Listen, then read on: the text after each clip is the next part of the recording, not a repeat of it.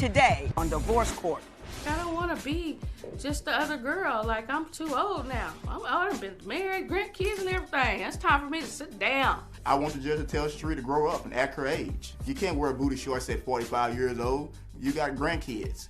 No matter what, it's all about sex. When I first met her, I told her that I like to have sex. She agreed that she liked to have sex too. He's a good guy. Like, I love him. He rubs my feet. Cherie makes me happy. It's just certain things that I disagree with. I don't want him playing with me, and I don't want to play with him. Divorce Court is now in session. Good day, ladies and gentlemen. I'm here today with Cherie Johnson and Marshall Meeks. Ms. Johnson, Mr. Meeks, you two have been together for 4 years, living together for a year and a half now. You just sick of one another. And we're going to call it a day. Ms. Johnson, I'm going to start with you. Why don't you tell me what's going on and why we're here in divorce court? Well, I've been bamboozled, Your Honor. I moved from Dallas to Arkansas with Mr. Meeks, Marshall, and I get there and I find out that he's been having messages on his phone and some cheats and some sexual activity on Facebook and social media. And I'm just like, I don't understand if I'm supposed to be here because I'm still here after it all. You know, after 3 or 4 times of finding stuff. But give me an example of the types of things that you're running into on social media. Oh, pictures of big booty girls, you know, bouncing, you know, stuff like that. Yeah, the jiggle thing. Yeah, and then the sex, you know, they had that show where, you know, do the boop, boop. So, you know, I see that on his Facebook, and I get people calling me, you know. Now, do you have a lot of that on your Facebook page? Yes, ma'am, I do, but it's not people that I know. It's just reposts that I see on Facebook. Any booty you see jiggling, you repost it? No, ma'am. No, ma'am. It's not every It's got to be booty. a nice one. Yes, ma'am. Definitely. Does he do any messaging or anything directly to other individuals? Well, yes. For example, like we were in Texas and he get a phone call on the phone, and I was like, well, who's that on the phone? He's like, I don't know who it is. And he doesn't know for 3 or 4 months. And then all of a sudden, the phone call rings at his mom's house phone, and I answer, and it's a woman on the phone. And I'm like, hello? She's like, can I speak to Marshall? I'm like, well, who is this? This is his girl. And I'm saying, Marshall, telephone. He's like, hang up, hang up, hang up. I was like, no. So she calls back again. I was like, hello? Put him on the phone now. He doesn't have a choice. I was like, Marshall, get on the phone now. So I'm just so upset because he didn't know who this woman was 3 months prior. He doesn't know her. Well, that's what he claimed. Yeah, anyway. He doesn't know her, but she has the house phone, his mom and dad's house phone, not a cell phone. And then another time she calls right in the middle of work, getting home for the New Year's. You know, New Year's, we're about to get naked. The phone rings. I wasn't ready for that. The phone rings, and it's the same name. And I'm put my short pants back in my legs. I'm going back over here in the dark because upstairs it's totally dark if the lights are out. He's like, what's wrong with you? Oh, that's that girl you don't know. She's calling us at midnight. Do you know who this girl you don't know is?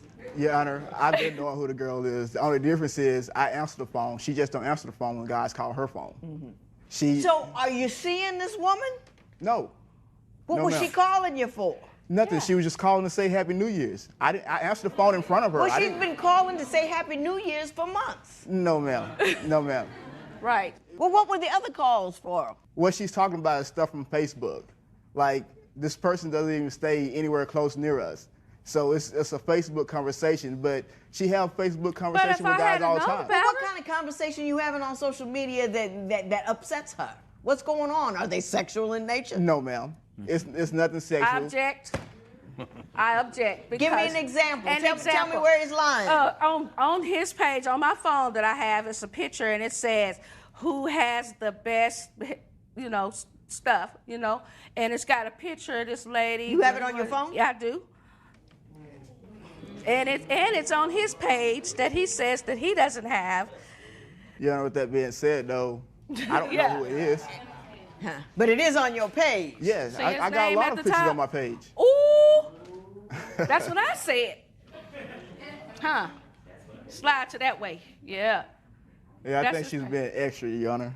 Huh? Extra. I think she's being extra because I don't even know this That's people. extra. No.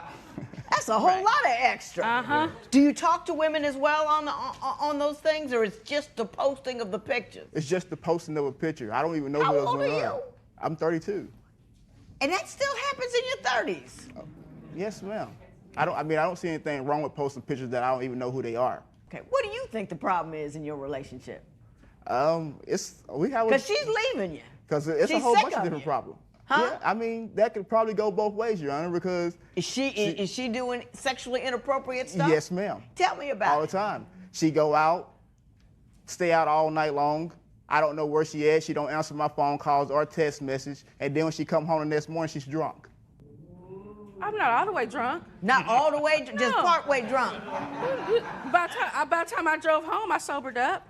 By the time you sober up. But how do I know what she was doing the whole time she was out at night? Do when you she don't believe answer me? she was cheating on you? I do, Your Honor.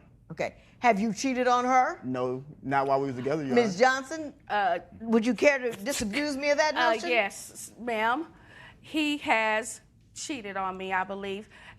For instance, when that phone call came through that Yeah. night, I left for 2 weeks.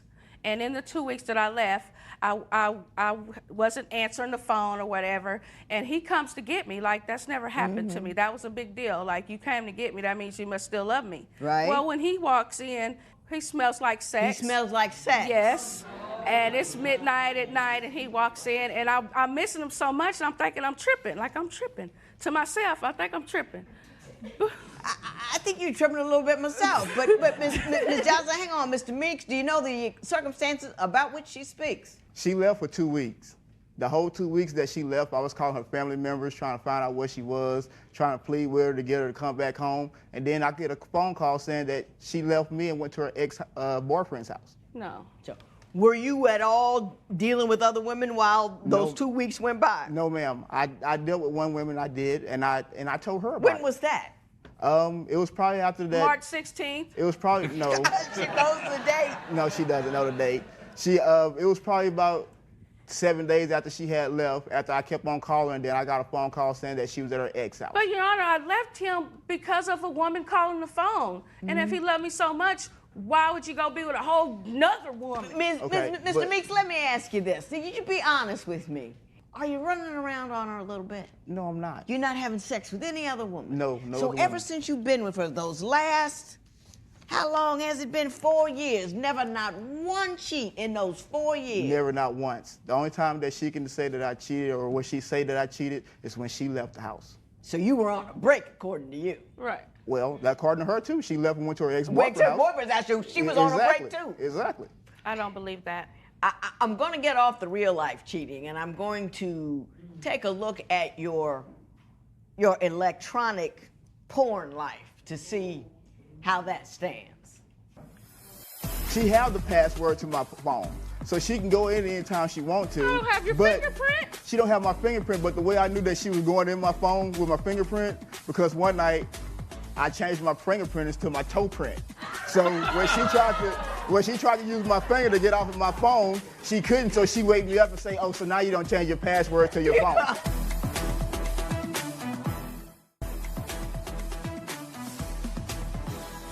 Now, Ms. Johnson, I understand he watches a lot of porn. Is that accurate? That's accurate. It's on How his much? phone. Where is it? And why don't you like it? I mean, I like it. I mean, some people like porn. Like, I'm not really upset about that he watches porn. Right. Because I may watch it with him. The part that I'm upset with, that he feels like he hasn't cheated when our nationality he has. Like, I think maybe sex is a problem. He may have, I tell him, I was like, babe, I think you're addicted to sex. He was like, I don't think so, but you want sex in the kitchen. But like after a while, like I'm a little old, I like a rub or a kiss on the neck or something.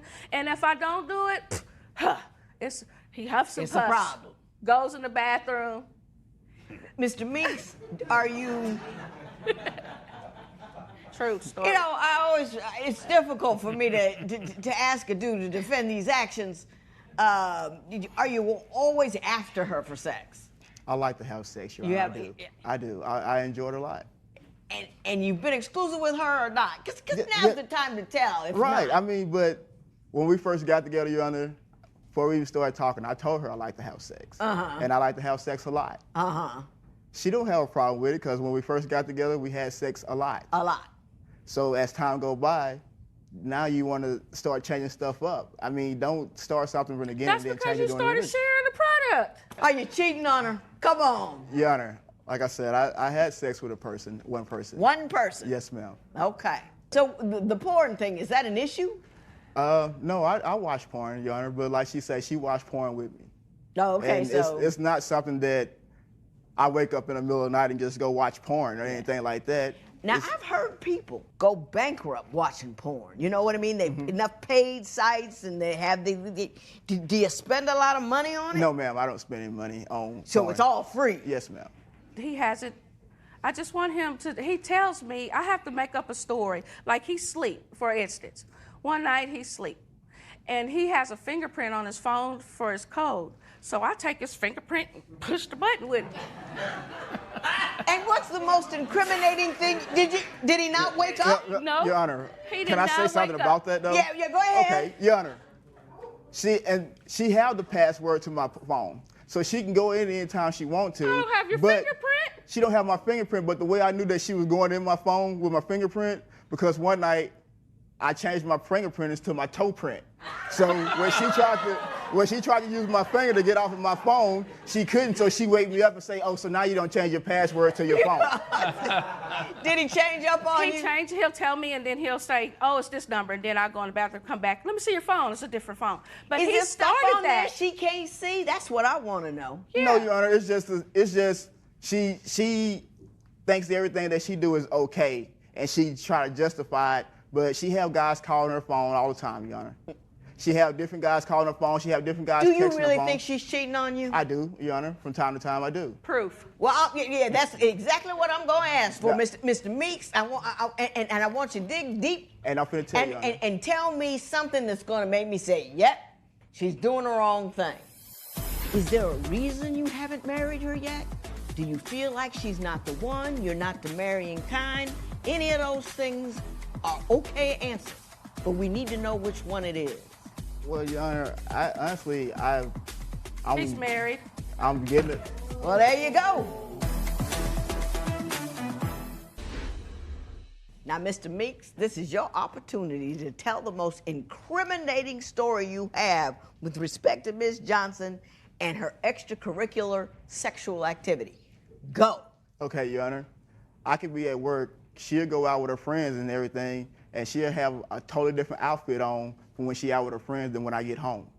And when I get home, she got this old grandma-looking outfit on, but when she just left out, she had thought shorts on with the bottom of her booty cheeks and stuff hanging out. Like the ones on your Facebook page. Yes, ma'am. The one that some shorts that her daughter should be wearing, she's wearing. And that's the problem that I Ms. have. Johnson, what are you doing when you're going out in the thought shorts? First of all, I'm out with my friends, and I'm 40-something, but I think I'm cute. Like, I would wear some stuff. I think I'm cute, and he thinks I'm supposed to dress like a granny. But if he gets off at 11 o'clock at night, and I'm out at 6 o'clock in the afternoon, of course I'm going to have something else on. That doesn't mean I'm out cheating because of what I have on. Yeah, we change clothes all day. Okay. I mean, because I don't Your Honor. understand that. Right, Your Honor, but do you, when you leave your house and your husband call your phone, don't you answer your phone call when your husband call you, or at least call him back in a 20 decent time? times. Not typically. I do not allow questions.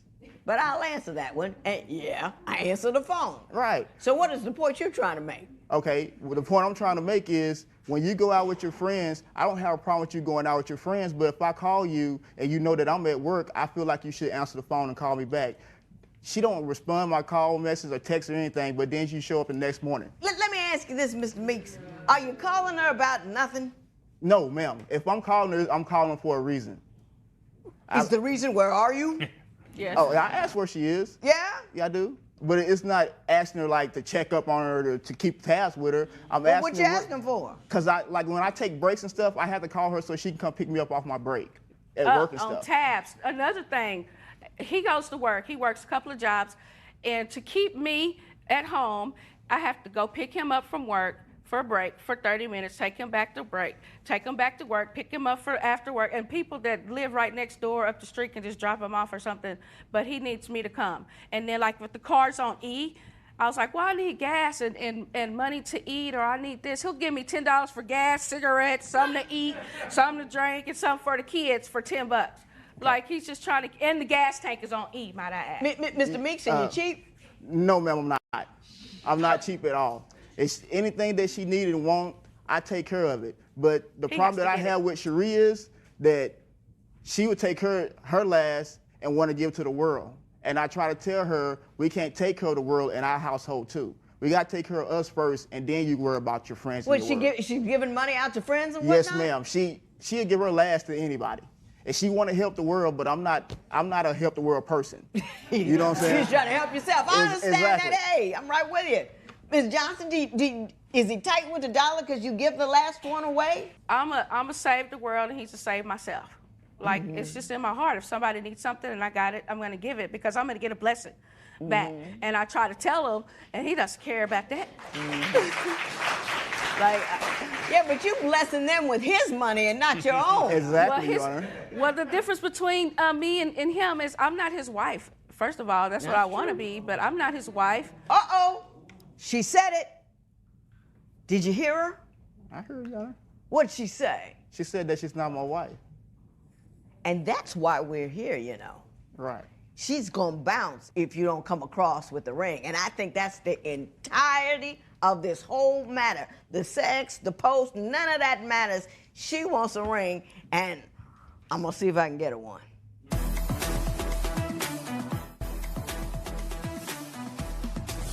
Mr. Meeks, I don't think you're cheating. I think you love her. I think you're a hard-working dude. I think she's mad because she moved to a whole new state with you and does not have the sense of security of being your wife. Did I get that right, Ms. Johnson? Yes, ma'am. Now, Mr. Meeks, you can't make somebody marry somebody, but you can make somebody see how their loved one feels and make some decisions about what you want to do for her. Now, is there a reason you haven't married her yet? Do you feel like she's not the one, you're not the marrying kind? Any of those things are okay answers, but we need to know which one it is. Well, Your Honor, honestly, He's married. I'm getting it. Well, there you go. He's married. Well, Your Honor, if she would let me talk, Your Honor, I was going to tell you that. From one state to another with a married dude. Well, I didn't know at the beginning of our relationship that he was married for about Your Honor. 4 to 6, about Your Honor. 4 months, and his aunt tells me he's married. So is your wife going to be surprised to see you here on divorce She's not, court? Your Honor, because my wife know about her just like she know about my wife. Your Honor, she's lying. She's been knowing that I was married before we even started talking. No, I didn't know. I So didn't know. why are you still married to this other woman? I just haven't had the money to get a divorce yet, but we've been separated for 2 years. It's just totally a paperwork kind of thing. Yes, You ma'am. get that paperwork cleared up. Will you find a way to marry her, or are you just going to get the paperwork cleared No, up? I'll get the paperwork, but she know that I want to be with her. She know that. I tell her every day that I want to be with her, Your Honor. Mrs. Johnson, you are the author of your own angst. If I were you and I really wanted this dude, I'd get me a part-time job and then a divorce attorney, send him over his way, and get him loose so you can tie him back up. This matter is adjourned.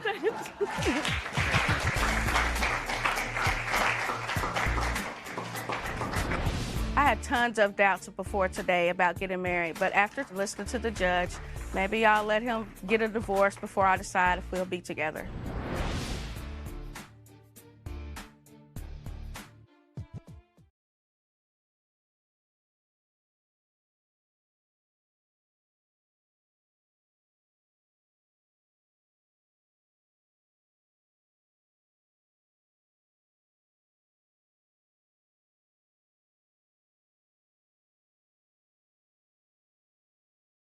Today on Divorce Court. I'm here today because I'm tired of Eric's cheating and his disloyalness to me. One of the frustrations I have is her not initiating sex. I don't want to initiate sex after he's done cheating and doing things that's disloyal to me. My fidelity's definitely been an issue, but it's definitely been an issue on both sides. Every time he cheats, he blames me for it. I want the judge to tell her to put the same amount of work and the same amount of effort into the relationship as I do. Divorce court is now in session. Good day, ladies and gentlemen. I'm here today with LaQuisha Freeman and Eric Rutherford. The two of you have been together for 12 years. Still can't decide whether they want to get married or not. So I'm not quite sure what's happening over there, so they've come here for my assistance. Ms. Freeman, I'm going to start with you. I gave you a compatibility test because I was just curious.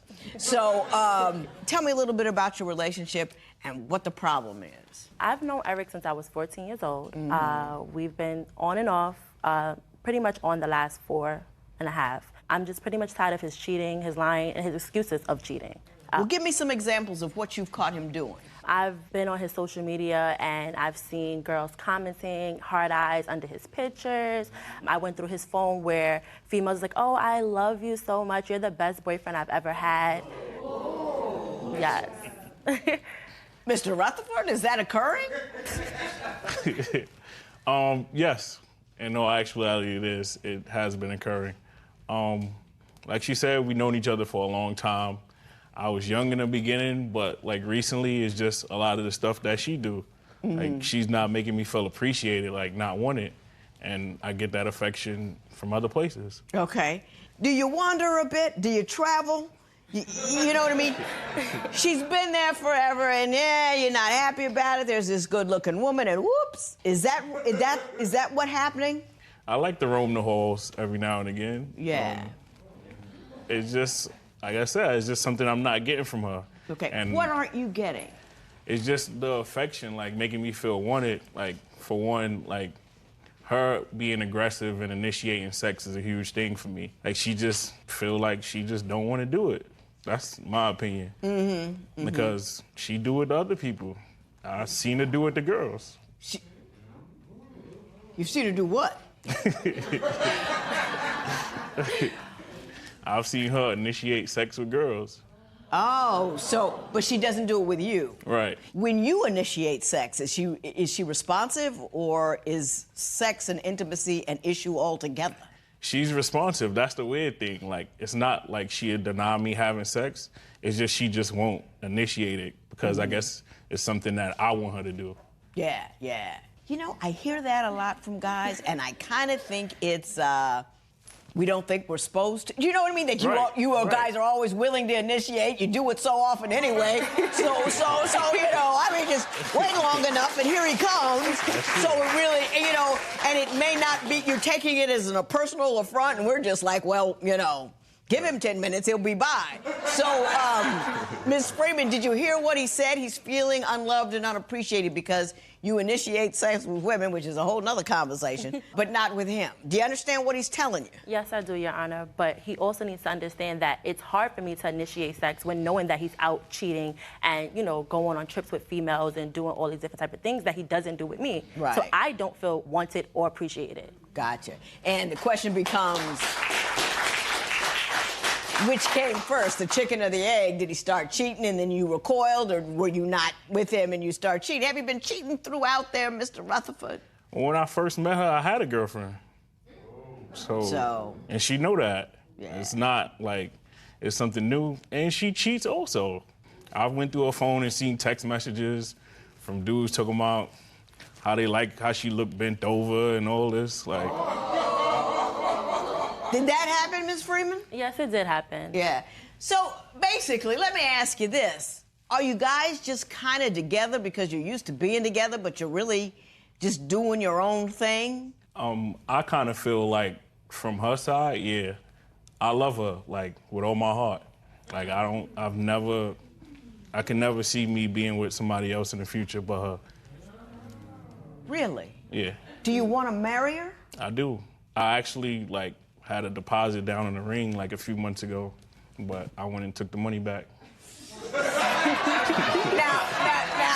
Mr. Rutherford, but that's a thinking man. You know what I mean? You don't just go through with things and things are wrong. What happened right before you took the money back? What was like, uh-oh, not a good idea? What happened? Do you remember? It was just like, she was just not doing nothing. Like, it just felt like, oh, you here, you here. If you not, you not. Like, she didn't really care. So it was so why make a big move if she doesn't seem excited about it? Absolutely. Do you want to marry him? Yes, ma'am. Do you believe that monogamy is for you? I do, yes. Do you believe that you can remain in a if he was monogamous, you could be monogamous? Yes. There wouldn't be no traveling on your part. Nothing at all. Mr. Rutherford, do you believe that if you got all the right attention and things were cool at the crib, that you could remain faithful only unto her? Yes, I can. You really, really do? I really do. Can't. And you really want to get married? And I really want to get married. I don't believe she can. Why don't you believe she can? Somewhere in the back of my mind, I believe she like women more than she like men. Oh. Do you like women? I do. Not more than men, though. Just the same. Right. Wasn't nothing wrong with it. I mean, Right. if you're bisexual, you're bisexual. That's Right. what that is. Not trying to start nothing. Some men come in here and find the bisexuality of their woman like the greatest thing ever. It is great. Do you ever get to enjoy her expansive sexual nature? Yes, we've enjoyed it on several occasions. It's just, okay, so one time she supposedly met a girl for us, but like she having sex with her without me. Right. So, how is that for us if it's just for you? If you're right, you didn't even get involved. Do you know the circumstance about which he speaks? Yes, I mean, but Your Honor, he is not deserving. So why should I go ahead and involve him in what we're doing? Why is he not deserving? Because he's still cheating. Uh-huh. He's still lying. He's still excuses. So you're cheating because he's cheating? Yes, I feel like this is what this is. Like, I feel like it's a petty game with him. Like, it's always a back and forth. Oh, she does this, I'm gonna do this. He does that, I'm gonna do this. I'm tired. It's 12 years in, and I'm ready to either let it go or we're gonna work this out together. I get that. I get where you are, and I think I got a resolution for that. But before we go to that, what I want to talk about now is her temper and why it is such a problem for you. She has this thing where I feel like she needs to prioritize being with me and being with her family. Mm-hmm. On my birthday last year, she decided to go to Mexico for her cousin's birthday, which is 2 weeks after mine, instead of doing what I wanted to do for my birthday.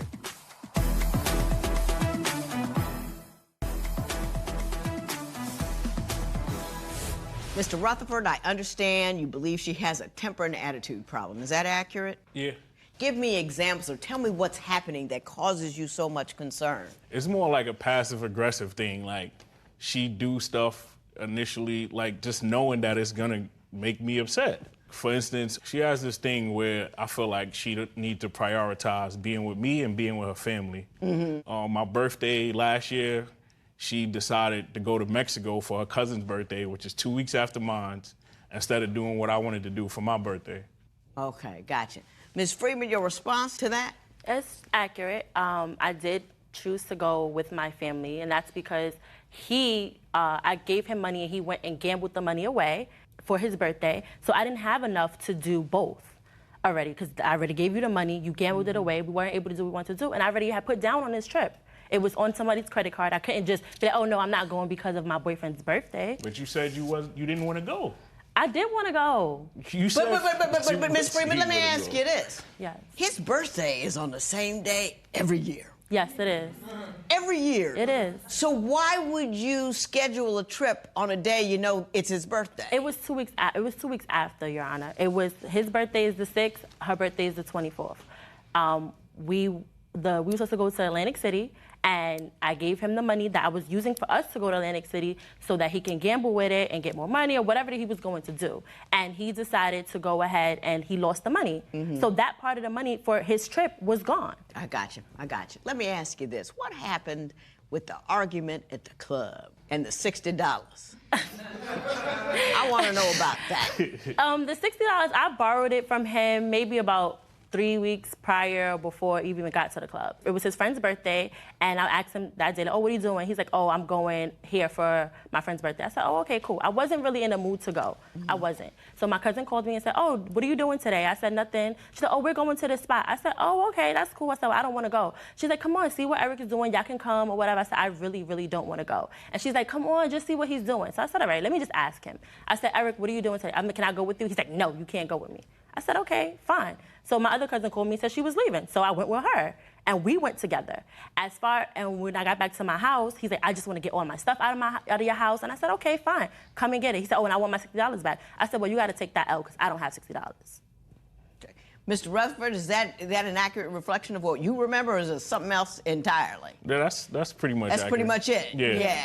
Do you live in what I call the disassembled community? Are there a lot of couples, like long-term marriages in your community? Do you live a place where there are a lot of married people, a few divorces here, or everybody's single and mingling, and every once in a while somebody will pop up married? Yeah, everybody's like single. Single and mingling, every once in a while they'll pop up. I call that disassembled, and it's not a bad thing, but it's not, I was raised in a, Ward and June Cleaver atmosphere. Everybody was married. Right. You know what I mean? Things are different when you were raised in a disassembled community. Disassembled, I don't mean that in a bad way. It's just simply, it's separated apart in strings instead of in twos. I got a whole theory that I'm gonna lay on you based on that. But before that, I want each of you to tell me what you don't like about one another, because I read your compatibility test and I was blown away. We're tussling back and forth. He goes to and try to take my TV off the wall. He takes my couch out of my house, put it in a hallway, take it all the way downstairs, jumps on it, and then tells me to get it. Mr. Rutherford, did all of those things occur?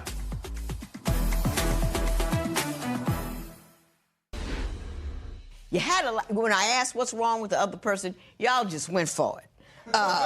He doesn't express himself with me. He doesn't make me feel wanted. He's cheating. He's lying. He wants me to get over things and with the things that he wants. I'm selfish and spoiled. I'm insecure, trust issue, discouraged, lack of ambition, assertion, hypocrisy, lack of management, lies. I tend to think too logical. I'm nonchalant. I believe. Y'all don't like each other at all. It was like, well, what is it? What's left? Say 3 things you like about her. I love her. That's not what you love her. That's a feel. That's how you feel. Okay. 3 things you like about her. I like her sense of humor. I like how comfortable she is with me. I like. Okay, I actually like the fact that she's family oriented. It's just a little bit too much sometimes. 3 things you like about him. I like the fact that he's protective. I like the fact that he's funny. I like that he's very caring, pretty much, when he wants to be. Does he have anger issues? Yes, he does. Tell me a circumstance in which his anger overcame him. Well, we can just go back to the $60 incident where right after I said that, he decides to snatch the Xbox out of my TV, and we're tussling back and forth. He goes to and try to take my TV off the wall. He then throws out the modem out the window. He takes all the food out of the refrigerator, throws it on the floor. He takes my couch out of my house, put it in a hallway, take it all the way downstairs, jumps on it, and then tells me to get it. Mr. Rutherford, did all of those things occur? Yeah. And you think you're too logical? No, it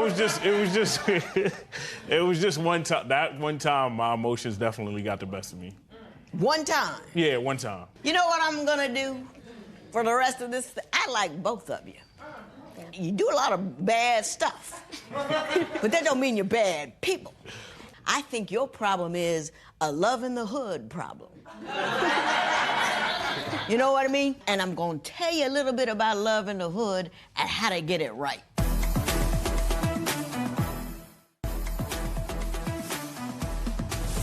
You have the misfortune of being born in an age where you have, remember how celebrities always used to get divorced, and it's because it's high pressure because everybody's looking at them. Everybody's looking at your relationship because you're doing Facebook and Twitter and Instagram, and everybody's worried about how they look towards the public. That's one problem you have. Now, the second problem you have, you live in a disassembled community where you don't have a lot of marriages to watch and to look and say, oh, this is how they do things. This is how they do the other things. You've got too many people involved in your relationship. If you want to be married, you got to be married to him. And he's got to come before your family. And you can't use your family to get back at him. You've got to be upfront and honest. And you can't come to love from a place of fear. And both of you are. Well, she's doing this shady stuff, so I got to go out and be shadier so I don't feel like I'm being taken advantage of. You both do that. The thing is, oh, I'm hurt by her. I'm hurt by him.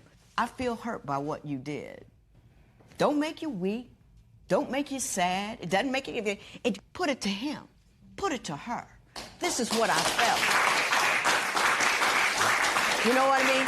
Now, it's scary because it's a vulnerability. It's saying you hurt me by doing something. Then, if he or she comes to you with their pain, you come to them soft with, here's what I heard you say to me. And then you talk about what you heard you say. What would you like me to do? You know what I mean?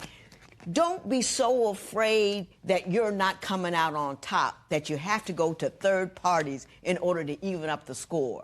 Come to each other, vulnerable, open, loving, and caring, and deal with your problem in the sanctity of your home. Are you with me with that? I am. It's a whole different way to approach things. It's a whole different way of looking at things. And there are certain things you can't post about.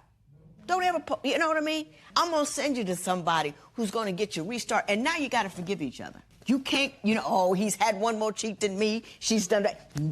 Bam! It's over. It's done. Mr. Rutherford, meet Miss Freeman. Miss Freeman, meet Mr. Rutherford. He's never done anything bad to you. She's never done anything bad to you. Stop that today. Don't go back to it. Don't entertain it, because who knows who went first and who knows who did who worse. We don't know. We'll never figure that out.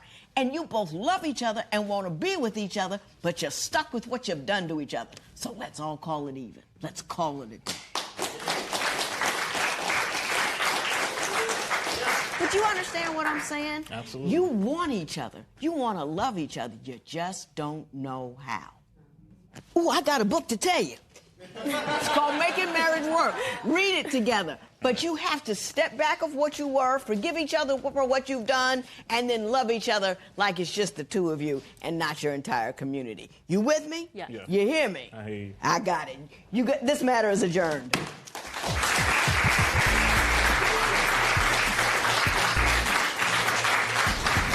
The judge said to put the past behind us, and that's what I'm going to do. I'm going to put it behind us. I'm going to, put my family last and try to put him first. I just feel like the judge definitely hit on point everything that we've been going through, and we're gonna definitely try to read the book, get some counseling, and try to figure it out.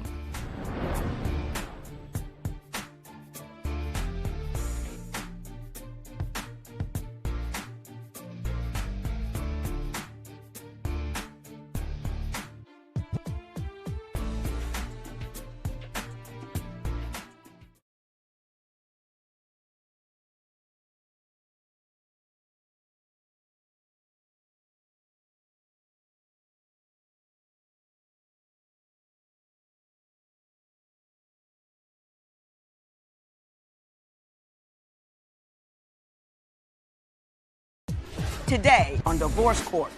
Joseph feels like he's really smart and he can get away with things, but he doesn't know, I'm 10 times smarter than you. So, that's why I call him a lying Leo. She's spoiled. She has to have things her way. Joseph will not let our kids see their grandmother, and that's my mom. If my partner doesn't change, then we'll have to come up with a solution to do this apart.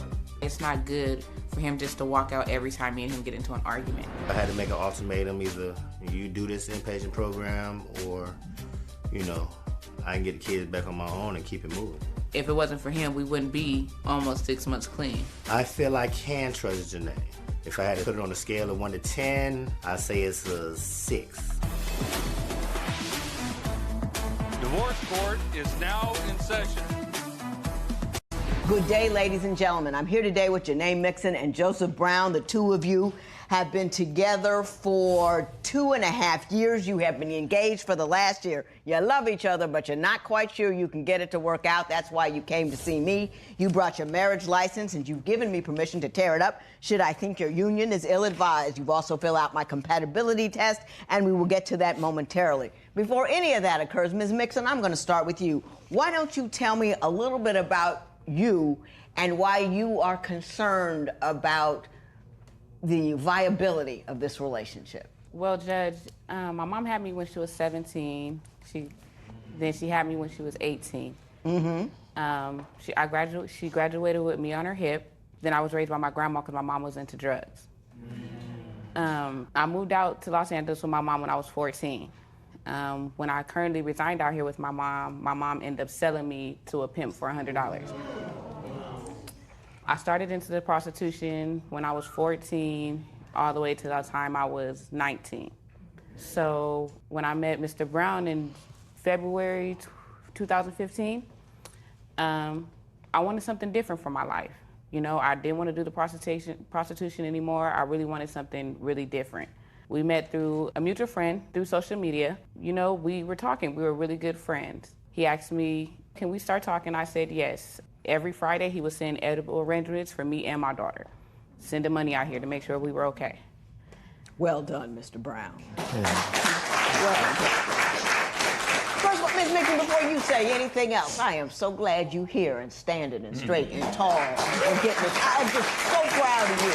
You had every opportunity in the world to fall down and stay down, but you didn't. And I'm just impressed and happy to see you. I just want to let you know. Thank you.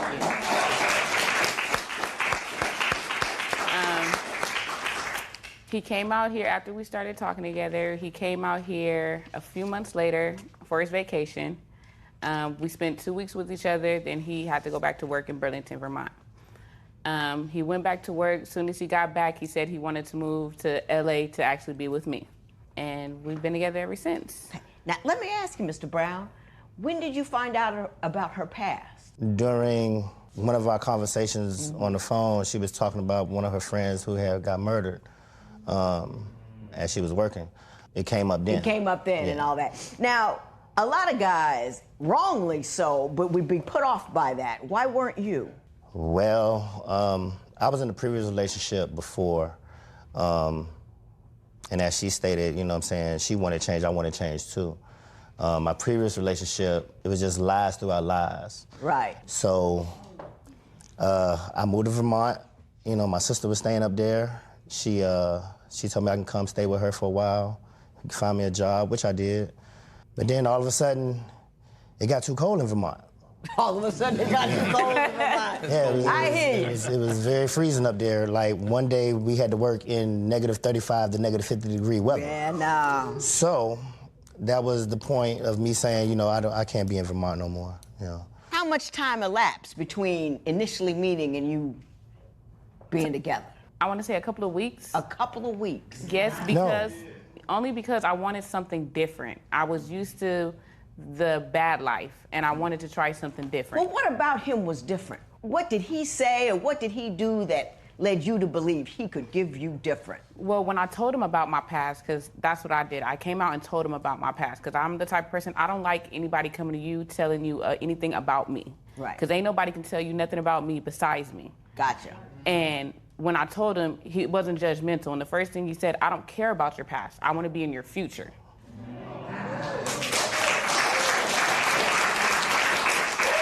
Oh, Mr. Brown, you're looking so good over there, I don't even know what to tell you. Thank you. I'm surprised it's not just sparkling on that side of the room, you know that? Not that you're not a reason to sparkle for, but you're looking good with it. Why are we here today? So far, I'm ready to be invited to the wedding. What's the problem? You know, it's a couple of problems in our relationship that, you know, we feel like we need to work out. For one, it's this one female I call East Coast Girl. He cannot let go of East Coast Girl for nothing. We have a 1-year-old son together. And every time she phone, talk, anything, it's how is our son or how is my son? You didn't spend 14 hours in labor birthing that boy. Now, hang on a second. At any point in time, are you aware that Mr. Brown and East Coast Girl had a sexual relationship? He told me he hasn't, but I don't believe that, because there is more than numerous occasions behind that. When I'm 6 months pregnant with our son, he's at work, he comes home, something tells me to get his phone. I get his phone, it's a lingerie picture of East Coast Girl. He tells me, oh no, it's for my coworker. If it's for your coworker, she should have sent the picture to his phone, not yours. Mr. Brown, why don't you tell us about the East Coast Girl? The situation out here, when she was 6 months pregnant, it came to the point where I was on the phone with her, and it was some coworkers who asked who it was, and I explained to them who it was. They asked for a picture. So I asked her, would they send a picture? Would she send a picture? She sent the picture, but she didn't have their numbers to send the picture to. So she sent the picture to you? She sent the picture to me. I'm the type of person, I don't have nothing to hide, so That's a show and delete situation, if you ask. Exactly, Thank but you. it's a show and delete situation, but I'm the type of person, I don't have nothing to hide, so why delete something if I'm not doing nothing with her? You know what I'm saying? Right. I don't have nothing to hide. I'm not about to... Is that the most incriminating thing that happened with East Coast Girl? No. We're going to take a second. I'm going to give you an opportunity, and then you're going to tell me what the most outrageous East Coast Girl story you got. I go in his phone. He's telling her, oh, I don't think this baby is mine. I have to wait till this baby is born. You know, I got his phone in his face like, you don't think whose child is yours?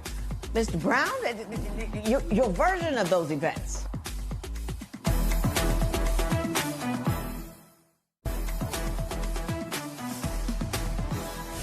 So what's the most incriminating story you have about the girl from the East Coast? Okay, I was 8 months pregnant with our son. He's sleeping in the bed. I say it's around 6 o'clock in the morning. Once again, something tells me a woman's intermission. I get his phone.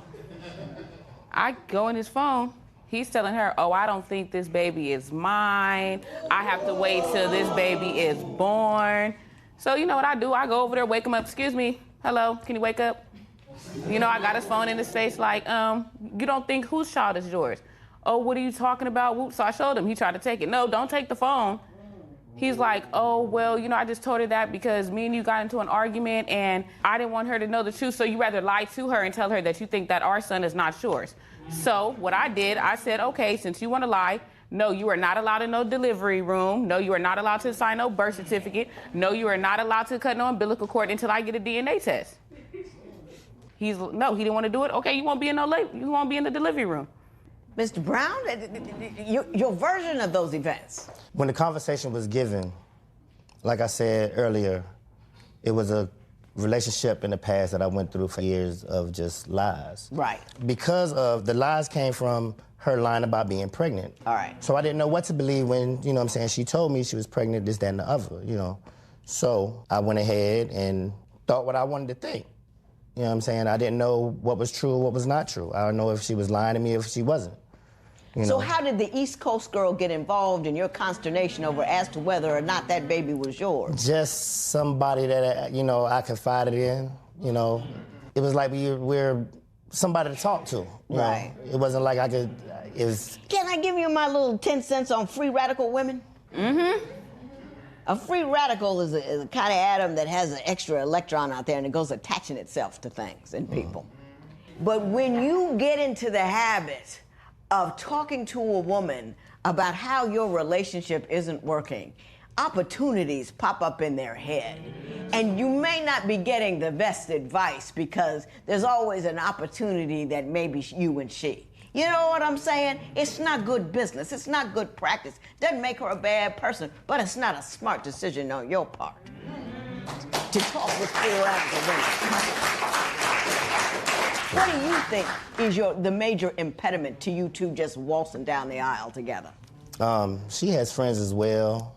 As one, he feels as if he can still say and do what he feels like he should do. What kind of things is he saying and doing that you object to? We should be together. You should have my child. You should leave him, come up here and be with me, you know. Ms. Mixon, is that accurate? Yes, that is accurate, Judge, but I tell this man all the time, I am with somebody. I do not want you. I have never been in a relationship with this man. We have never touched, kissed, nothing.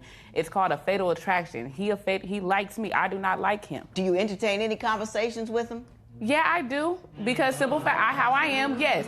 If he's going to entertain East Coast girl, I might as well entertain him. Let me tell you something. First of all, that is a very new age response to problems. Instead of just dealing with the problem in between, I'm going to go out. He's doing something. He could be doing something wrong, so I'm going to do something just as wrong. That's a recipe for disaster. That's number one, too. If he's a little junior stalker, you don't talk to him at all. It encourages them. He's a free radical. He'll attach to you if he gets the opportunity to do so. And especially if he doesn't know what the boundaries are, one day you're going to look up, he's leering in your window or something. You don't want that happening. All I'm saying is that's a very dangerous game of tit for tat that you don't want to get involved in. And now that we've talked about this, we're going to move on to your professions of love, your compatibility tests, and other things that may be amiss. Janae and Joseph, I wanted to have an opportunity to speak with you in chambers because I wanted you to know how special I think you are as a couple. I want you to know how special I think you are as a woman. And I hope you understand that I don't impress easy and I don't impress often, but I am impressed by you. The one last thing, and this has to do with free radicals. You said, and I believe, Mr. Brown, you admit that East Coast girl was calling the two of your babies hers. Yes. What did you do about that, Mr. Brown? I set the record straight. You know, you shouldn't. She feels some type of way about you calling our son yours. So Why you did she do that? Can I ask? I guess it's. I don't know. Let me tell you. Let me tell you why she's doing it. She's claiming ownership of you. Just your friend, no, but she's claiming some kind of ownership of you by insinuating herself into the one special thing you have with another woman. She's insinuating herself into that. There are things going on in the back of her mind that she has not expressed to you. You know what I'm saying? Have you cut her loose? Yes, ma'am. No, Your Honor. We just had a newborn recently. She'll be 2 months on the 26th. She was born 6 weeks early. You know, it was doing between me and his drugs addiction for marijuana and cocaine. But as of today, you know, we'll be 6 months clean next month on the 27th. Yes. My oldest daughter comes home on the 31st of this month, and our son comes home next month on the 27th. Hallelujah. Both of us right now are currently in programs. You know, we do what we need to do as far as getting our kids back. We left that past behind us, you know, the drugs behind us. So when our daughter was born, she had to go in the NICU. So we can't bring phones, we can't bring anything in the hospital. So he's upstairs. I have to go downstairs to call the social worker to say that they're going to release our newborn to us because our newborn she was born with nothing in her system. So to this day, we still get to keep our newborn. Right. So his phone is in the car. I go through his phone once again. June 3rd, he sits up in here and inboxes her and says, oh yeah, he says, oh, you're not talking to me anymore? She said, what are you talking about? He was just like, oh, well, we just had little man's birthday. Oh, how is my son? Oh, he got me tired, ran around at his birthday party.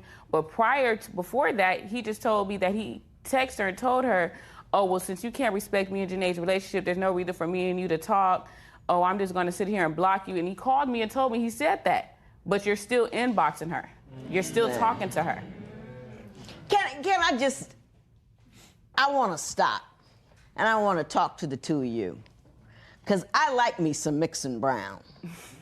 I really do. It's like a country. We're going to build us a new separate country. The country of Mixon Brown. You the king, you the empress.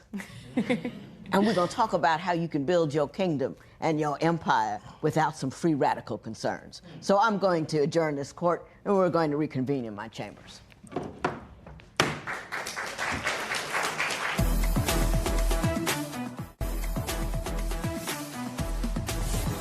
Janae and Joseph, I wanted to have an opportunity to speak with you in chambers because I wanted you to know how special I think you are as a couple. I want you to know how special I think you are as a woman. No one handed you anything. You fought and scratched for every piece of peace and honor and life that you have, and I really respect that. And I hope you understand that I don't impress easy and I don't impress often, but I am impressed by you. I want you to take that in and feel it and know it and have this image of me telling you that all the time so you can really know how fabulous you are and how difficult what you did it. And Joseph, you picked a great woman and you were a great dude. You know how to love her, you know how to take care of her. And she's gonna have issues that will continue because she's had a lot to work through. But what I want you to do is build the country mixing brown. Instead of going to the free radicals, whenever there is a pain or a concern, you come to one another. And you come to one another with a game plan. Reach out that hand, my man.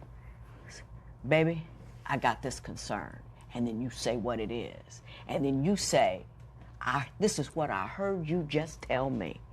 Is that right? So you can hear and feel one another. And there should be a place in your house that is just a spot where you two hold your hands and speak truth to one another. But never speak any word about either one of you outside of that house before you've spoken it to one another. You with me? Because you have to honor what you've done. You have to honor what you've been through. You have to honor who he is and who you are. And you have to honor all that work you did for yourself to become the woman that you are today. And I want you to promise me, and I mean promise me, you will take your issues to one another before you speak word one. And when I say speak word one, I mean Facebook, I mean all kinds of social media, letters, texts. I don't want none of that to happen. I don't want that world inside the country mixing brown. That's your country. I think the world is yours. I think your children are lucky. I think you're lucky to have one another, and I want you to believe that and remember that. And I just wanted you to know how much I honor who you are and what you've done, and I think you should get married. Don't have a big wedding, have a small one. Only 4 people showed up at mine. Had that brother 30 years. You know what I'm saying? Small wedding, save your money, because you said something really good about money. It said I was sending her money so we would have something to start our life off with. Yeah. I like it.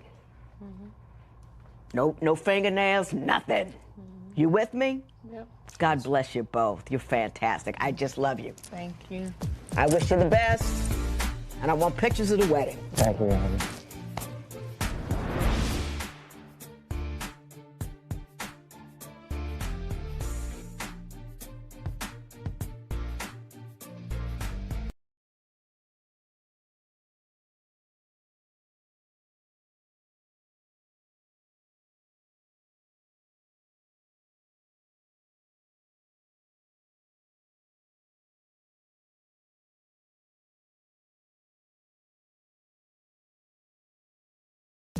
Today on Divorce Court.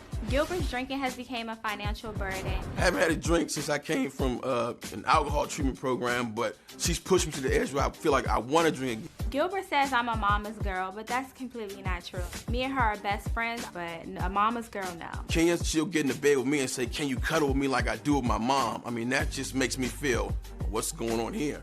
Gilbert, if you don't grow up, stop your drinking habits, and help me take care of the kids, then I'm not dealing with you anymore. Kenya's mother gets in the way because she does everything she can to be involved or in control of everything that we do as a couple. I just wish she would butt out. Divorce Court is now in session. Good day, ladies and gentlemen. I'm here today with Kenya Price Johnson and Gilbert Lee.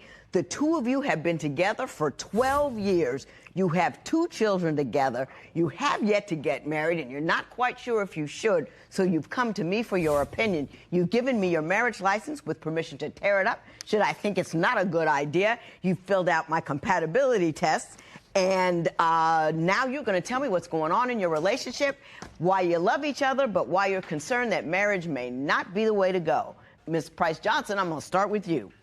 Your Honor, I've met Gilbert a long time ago, about 12 years ago.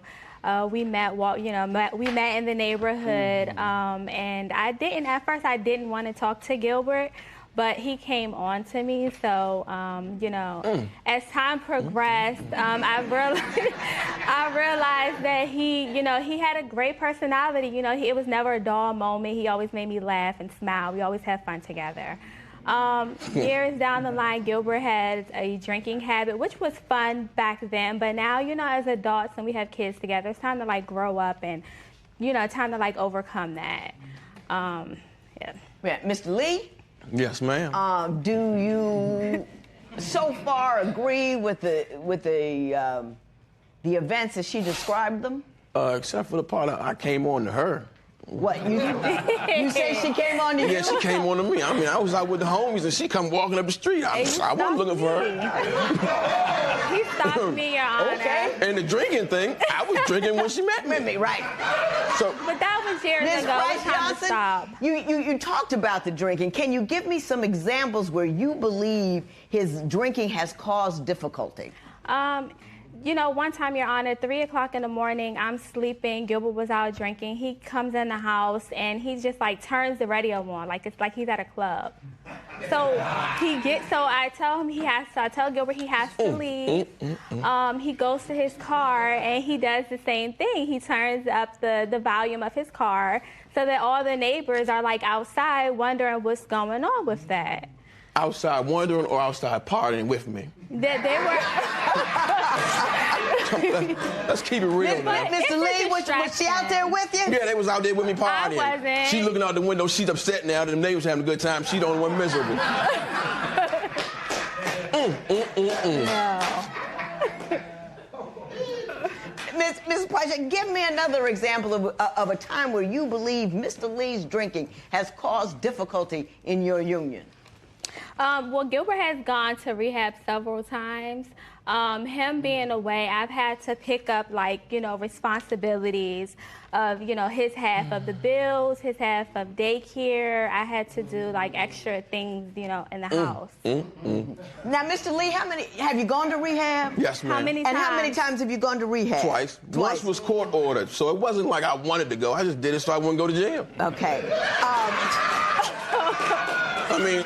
So I guess that leads me to the next question, which is, do you believe you have a drinking problem? Oh, yes, I know I'm an alcoholic. Okay. But now I've got it arrested. I've been to rehab 6 weeks ago, Now everything's under control, but her and this drinking thing, this is crazy. This woman who asked me, do I want to drink? Right. Go to the liquor store, buy a fifth of liquor, come home, take a shot, and then go get into bed. With me and the bottle left in the living room. And now he admits he's an alcoholic. Do you bring temptation into the house? So he's Every once in a while, it is good to have a little bit of fun sometimes, but he takes it too far. Yeah, but see, alcoholics can't have a little fun.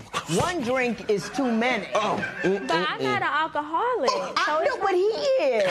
And how long have we known this? Do you understand what I'm saying? Yeah. Mr. Lee, to your understanding, what do you believe is the major sticking point between you and marriage? Her mother. Her mother. Mm-hmm. What's up with her mother?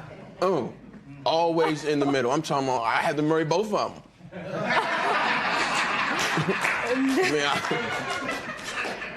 Have you and her mother had difficulty in the past? And if so, can you give me some examples of what has occurred? It's just this simple. Me and Kenya will have an argument. Right. She'll go to her mother. But I hate him. I never want to see him again. Her mother, you need to get away from my daughter, cursing me out and all this. What do you have to say about that, Ms. Price Johnson? Me and my mom are very close. We are very, very close. She's like my best friend. So, yeah, I do tell her arguments that we have. No, I don't want her not to like Gilbert because of the arguments that we have. But Gilbert does have to understand that she is my mother. And, Your Honor, he didn't tell you that he calls my mom and tells her arguments as well. Like, he tells her things about me and him go through. Do you call her mother and tell her about the arguments? I mean, after a certain amount of time, after 8 years, I say, let me call now while she's on the way over there so she can get my side of the story. I got I mean, after, Let me tell you both something that I always tell people about in-laws and outlaws. When you confide in parents or other people about the negative things that happen in the relationship, you paint a really black and ugly picture of what that relationship is. You don't call mom, hey, the sex was really good. Hey, you don't do that. So she gets a very one-sided picture of the relationship because you feed one side of the picture and not the other. So you got to be grown about this thing. You with me? Yes, and you too. Yes, ma'am. So I understand that not only is drinking a problem and mom's a problem, but finances are a concern as well. So I would like to turn my attention to what your current financial situation is and why you have concerns about it. I cook every day, but her He mother doesn't want called. me to cook. What? He doesn't like for me to cook. And so he cooks? So he doesn't want me to cook, so he does all the cooking. That's a hallelujah moment. I don't know what you're complaining about.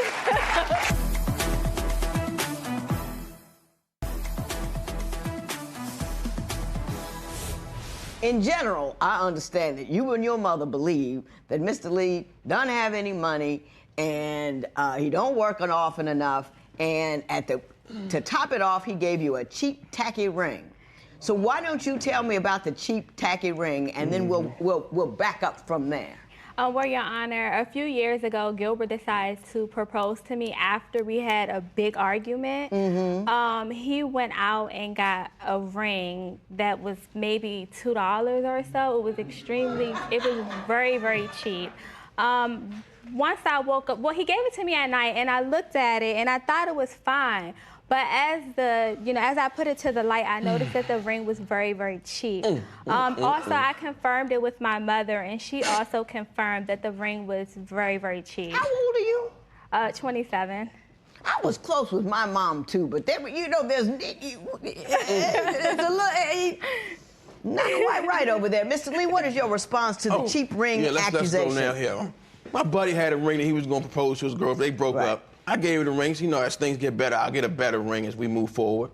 She said, fine. Everything was fine. Till her mother saw it. This ring is cheap. She didn't say anything about what the ring represented, nothing. She said it was too cheap. So I said, well, you and the gold digger, go get me a ring, and then we can go further since I don't know what to do.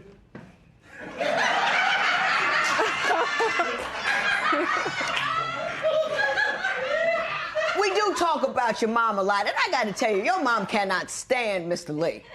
She can't stand him so much, she wrote me a letter. She said, anytime anything goes wrong in your life, it's his fault. She doesn't want you to spend the rest of your life trying to fix and repair a man that is beyond fixing. His mentality isn't the same as her. My daughter cannot keep trying to raise this man. She takes care of everything in the household financially, and she can't afford it. Anything about that ring true to you? Yeah, the financial part, I would like Gilbert to help out more. What does a financial picture look like? Who's working? Who's bringing in how much money? Well, we both work, but Gilbert brings in most of the money, but he wants to split the bills in half, which I feel like that's kind of unfair, because if you make most of the money, why don't you pay most of the bills? Mr. Lee, what is your vision on the division of financial responsibility in the home? Now, I wouldn't mind paying the majority of the bills if I had the majority to say so. Like if I'd be the man of the house instead of her mother. But since I'm never gonna be the man of the house, I'm only gonna pay half the rent. Okay. What do you say her and her mother are running that you disagree with respect to the household? Everything. The kids, she called them, mother gotta tell her how to discipline the kids. Your mother only do everything. Right. What I should cook, how I should, I cook every day. But her He mother doesn't want me to cook. Huh? What? He doesn't like for me to cook. And so he cooks? So he doesn't want me to cook, so he does all the cooking. That's a hallelujah moment. I don't know what you're complaining about. Somebody help me. I don't understand that at all. I don't understand that at all. He's willing to do it. He's willing to hold it down. What you gonna complain about it for? I don't understand. Mr. Lee, I can't decide whether to like you or not. I'm confused. All he cooks is fried chicken. Let me ask you this. A lot of men come in here and say, if I were the man of the house, I would da-da-da-da-da-da. But they don't take responsibility. Do you take responsibility? Do you make sure things happen and occur? Do you make sure the bills are paid? Are you the one that said, you know, she could like let it go for a month and you would like, bam, know what to do and handle it? Or do you rest on her efforts to make sure that everything is functioning well? I took a step back because I've been trying to do that forever. But since it's not gonna happen, you know, she won't lay back and, you know, she won't like they said, the cooking. If I do all the cooking, you complain about it.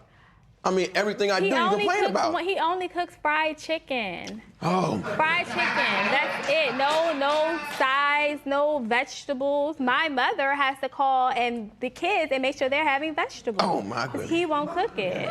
Okay. I'm going to move off of this. I want to go to my compatibility test, and I also want to talk to you about the manner in which you communicate and what you say is verbally abusive. Do you talk about her belly? No, man. Oh, no, my man. gosh. If yes, you ask do. me, I mean, it's a trick question. Am I fat? No, you're not fat, baby. Are you sure? Yeah, what's this? And then she'll say, well, are you sure? Look.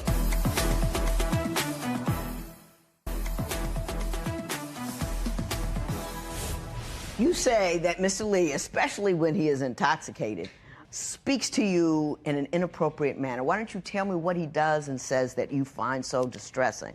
Well, Gilbert has called me fat. He says, look at your stomach. You need to go to the gym.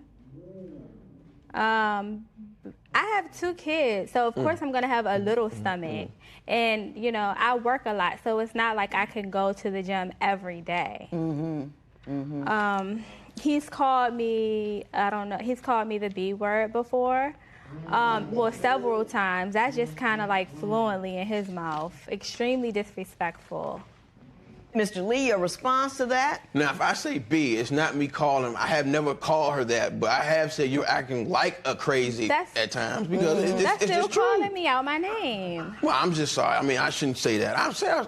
I mean, I apologize. I've been working on that. Are you a jovial? Because you're a jovial sober person. Are you a jovial drunk as well? No, man. Are you?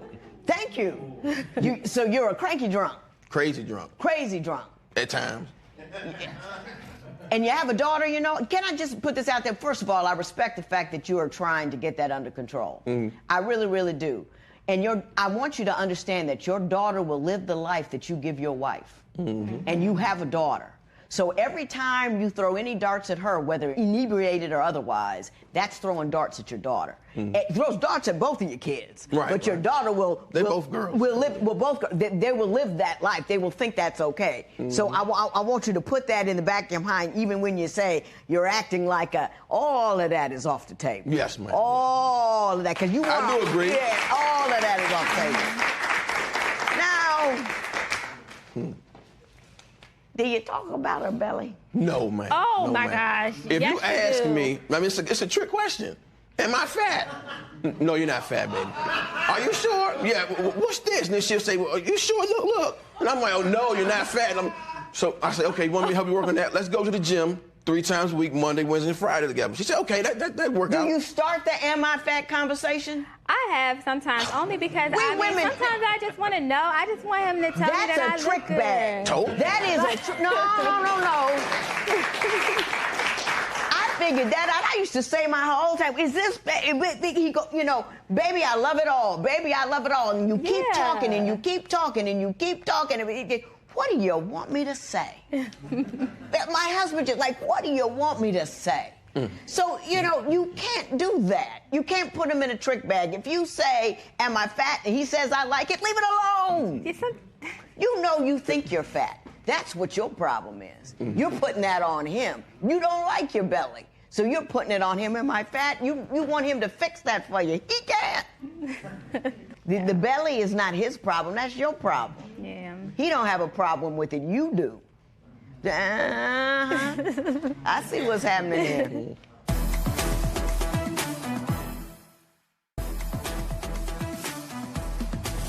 I am not gonna lie. I came out here prepared not to like you. You came up tired and sad, both in the letter that was written and in the things that she was saying about your drinking. But I'm gonna tell you something. Number one, you're addressing the drinking, which is all that you can do. Number two, you are facilitating the drinking, which is something you ought not do. Number three, I read your compatibility test.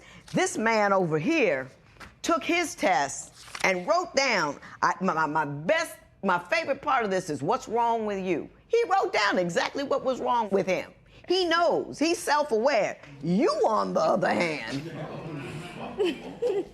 when I asked you what's wrong with you, you said, my cooking skills could improve. That's the only thing.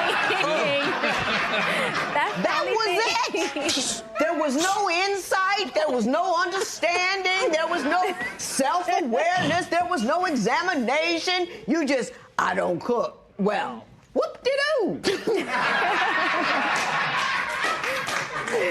You got two kids together. You've been together 12 years. Neither one of you is going to leave one another. I think this man is on the right track. I think you heard me when I said that your daughters are going to live the life that you give your wife. And I think that's going to walk out of here with you. And to the extent that does, and to the extent that you maintain your sobriety, I believe that he's a good dude. He makes twice as much money as you did, right? So, I mean, I thought he was a bum by what you wrote down here. You know what I mean? You need to grow up a little bit. You need to manage your relationship within the context of your relationship and not pull your mama into every other thing that happens at your house. I'm not gonna give you this marriage certificate. I'm just gonna slide it over here to the left and let it fall. But what I will say to you this, I think you guys are a great couple in the making. I really, really do. Best of luck to the both of you. This matter is adjourned. That was fun. The judgment said about us not being, ready for marriage yet, but we're a good couple. I really appreciate her honesty. I really do understand where she's coming from. I will take her opinion in holding off on the marriage. I still see myself marrying Kenyon one day, but I'm not gonna put a time frame on because we just need to work on things we need to work on. I can't say how long it's gonna take.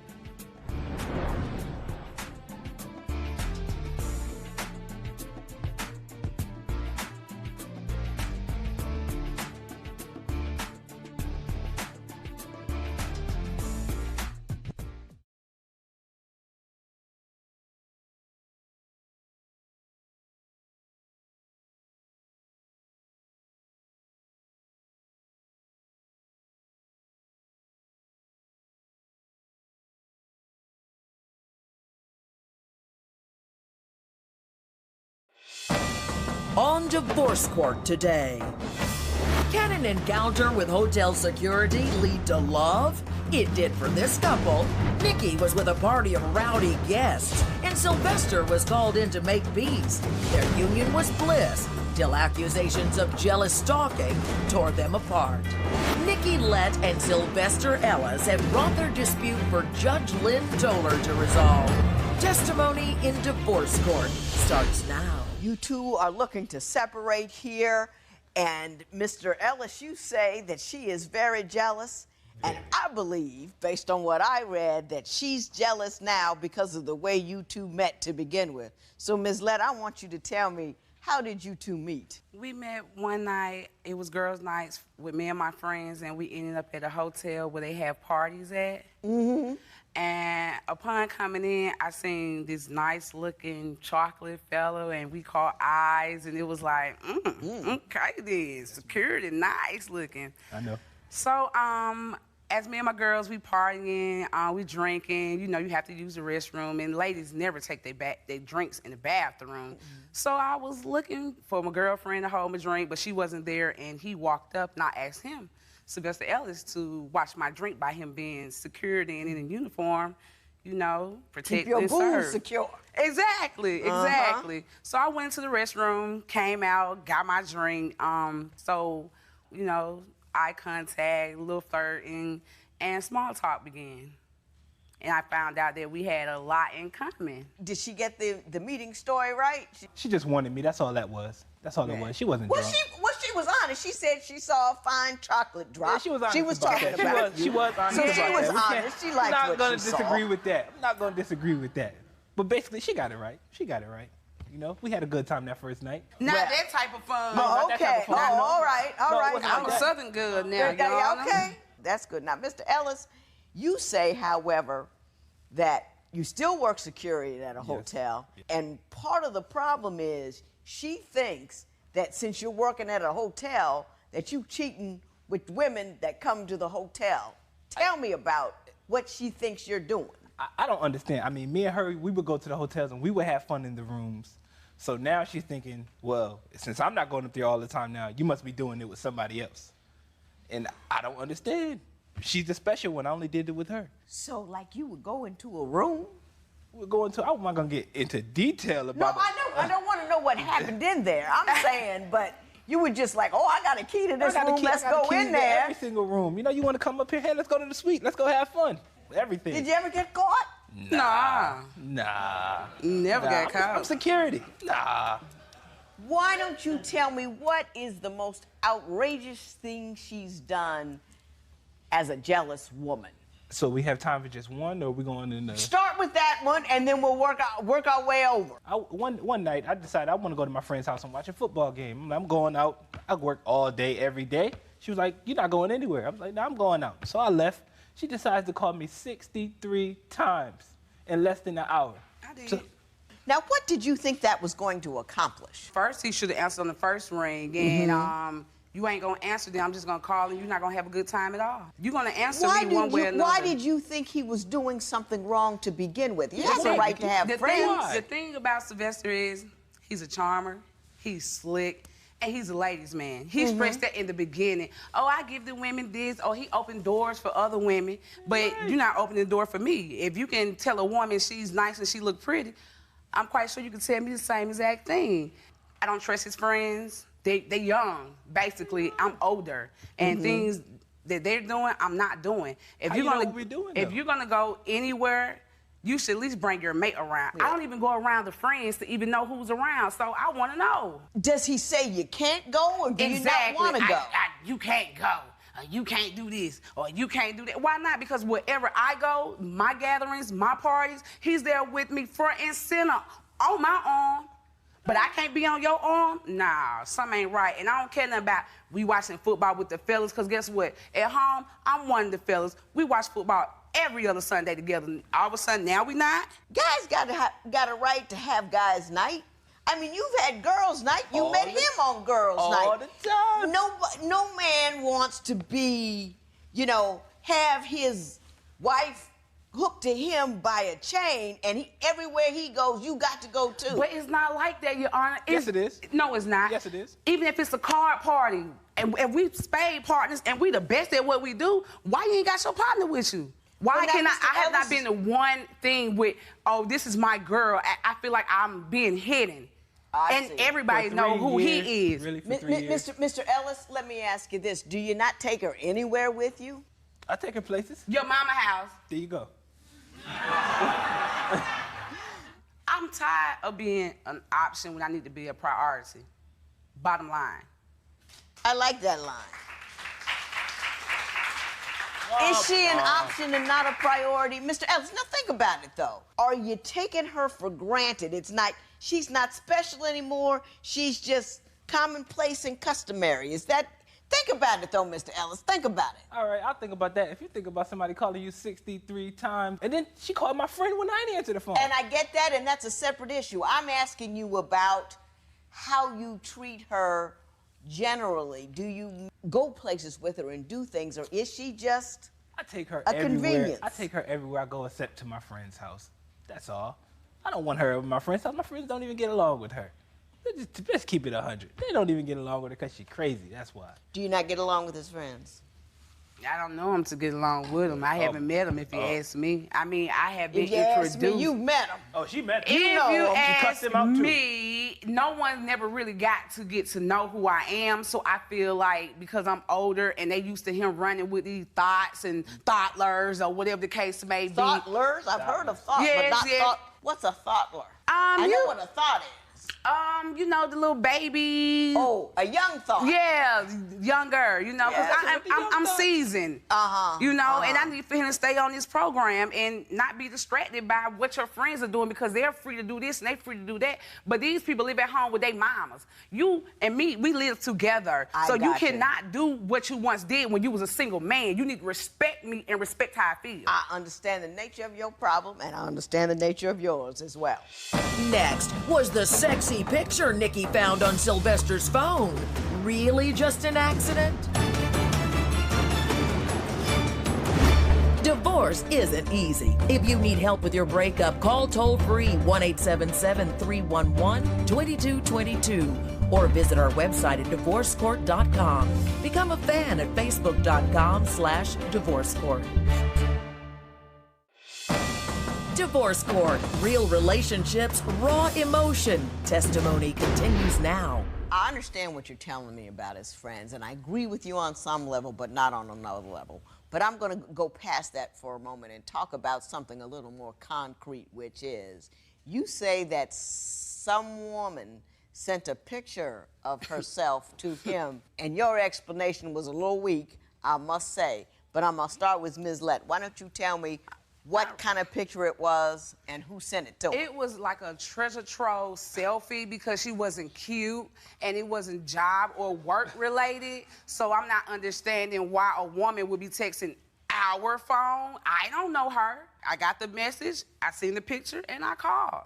And what she said? She answered the phone, telling me, oh, I thought this was Sylvester. Well, you are speaking to Sylvester because we are one. What's your problem? What's your issue? And why you texting? And an ugly picture at that. I am too Southern pretty. Don't downgrade. I like you, Ms. Lett. I'm just going to say. I don't know if I'd want to live with you, but I like you. Yes, you would. Yes, you would. Did she have less than enough clothes on, or was it just her face? No, she had all her clothes on except the bag. That was all was missing. She would have had a bag up her head. Cold, it would have been perfect. You're just cold. Mr. Ellis, why don't you tell me who this woman was and why you believe she sent them a picture? She was a co-worker who... Right. And she was texting her mate, I guess, and she sent it to my phone. She was texting her man and sent it to you by accident? I was at work. Sylvester Ellis too. I was at work. How do I know? All I know is I get a call talking to some, who is this picture? I'm like, what are you talking about? So I see the picture, and I confront the lady about it, like, you know, I got a girlfriend at home, you know, she's thinking this, that, and the third. So she calls her woman to woman and lets her know it's nothing going on. You know, I was saying. Did that happen? Yes, it happened, but do I look like a fool? Ain't no woman finna come call me and, oh my God, it was an accident, it was this, it wasn't. Nah, baby, you ain't covering up your tracks like that, but not today, baby. No, ma'am, you can save the drama for your mama, because I ain't trying to hear it. Not gonna hear it, save it. Yep, that's what I deal with. So it goes from that to her showing up on my job the next day trying to fight. I sure did. What happened when she showed up? What did she do? Thank God she wasn't there. She had the Vaseline in the bag.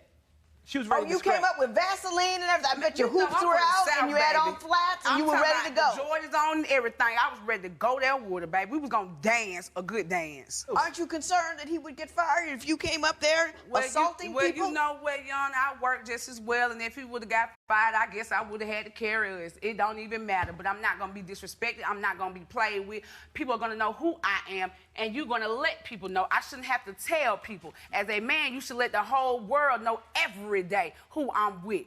Or she gonna beat him up. Now, I'm gonna say this, Ms. Lett. You're a nice-looking woman. Nice-looking woman. Got a great smile, but you like a freight train. Would you agree that it is difficult to be affectionate with a freight train? Would you? No, because everybody needs love. Whether it's a freight train, it's podium, or sign, it doesn't matter. I just feel as though if he wouldn't have done the things that he have done, that we wouldn't be where we at. And if we talk constantly every day about things that need to be corrected. What have you caught him doing? I just don't see any. I don't see any real signs of cheating. He may be hanging out with guys you don't like. Okay, but let me tell you this. And another example. Got his phone again. Lo and behold, this time we got pictures of two thotties. They in there half naked. Exes. What's up with that? This. It was an old phone that I had from before her, and it was at my mama's house. You know, I found the phone, but I didn't turn it on. So she turned it on first, so she seen it before I did. So That's not the point. pictures was before her. So it's Were not they like before you? Was it an old phone? They Come was on, Ms. before me, Lett. but let me tell you Exactly. something, Judge. At the end of the day, when you get into something new, you dot your I's, you cross your T's. You understand me? You got pictures, you delete them, you set them on fire, you burn them. Because guess what? How would he feel if I had pictures with my exes in boxers, tatted up, all glistening and all sexy? I think he would feel some kind of way. I hear you. When Divorce Court continues, what happened the night Sylvester gave a friend a ride to her train? Do you believe that the sexy text Nikki found on Sylvester's phone was an accident? Call 1-800-282-1991 to vote now and see if America agrees with your opinion. You'll also receive some valuable offers. Call now. If you would like your case heard on Divorce Court, call us toll-free at 1-877-311-2222 or log on to our website at divorcecourt.com and join the conversation on Twitter at Divorce Court. Divorce Court continues. Continuing on with your logic, Ms. Lett, did you, at the time you two joined together, go through all your phones, your emails, your social media, and delete everything and everybody that preceded him? I did, but he didn't. You wanna know why? Because we got the same phone again. This man right here don't know how to log out. He don't know how to erase. They got apps. Hide my stuff from my girlfriend. I mean, you can download it. I'm just saying, it's out there, y'all. It's out there. And so he won't even use an app He for won't it. even use the app, and he got a droid. there's nothing to hide. That's why. She's complaining about your sex life. Yes. She always complains. That's all she does is complain. Well, give me a list of the things that she complains about, or some of the more outrageous things that she's done. No, you put your arm down. Let that man talk for at least a minute or two. He ain't gonna tell the truth. I see the nature of your problem, no doubt. But why don't you tell me some of the things that she's done that has caused you embarrassment, concern, or distress? Okay, besides showing up on my job, after work, she comes and picks me up from work. A coworker says, "Can I get a ride to the train station?" We go on past the train station. It's about a 5-minute ride. Coworker gets in. She turns around. She's on the phone. She said, "Hold on, I got to call you back." I knew it was going downhill after that. She turned around. "I'll beat you, and I'll beat you." I'm just sitting here like, oh, my God. In front of my job. The girl's like, "Let me out of the car. Let me out of the car. Let me out of the car." I unlock the door and let her out. She gets out the car. What's wrong with giving a coworker a ride to a train station you're going to pass by? First of all, Yana, however she got to work, that's how she need to leave for work. I don't care if we was riding, skating, or flying. You're not going to be a passenger, boo. That's what you not going to do. No, ma'am. And if anything, as a man, you should have came to me and said, "Yo, babe, is it okay to give a coworker a ride?"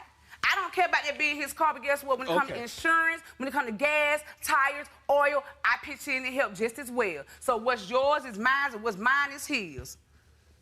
Mr. Ellis, would you care to respond? Well, how do you respond to that?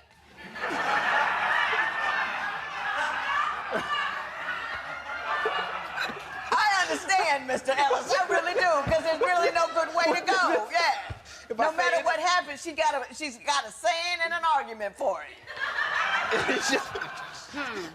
And it just gets worse. Let me ask you, do you think that maybe one way to ensure a continuing loving union is to be a loving person as opposed to an eternally combative one?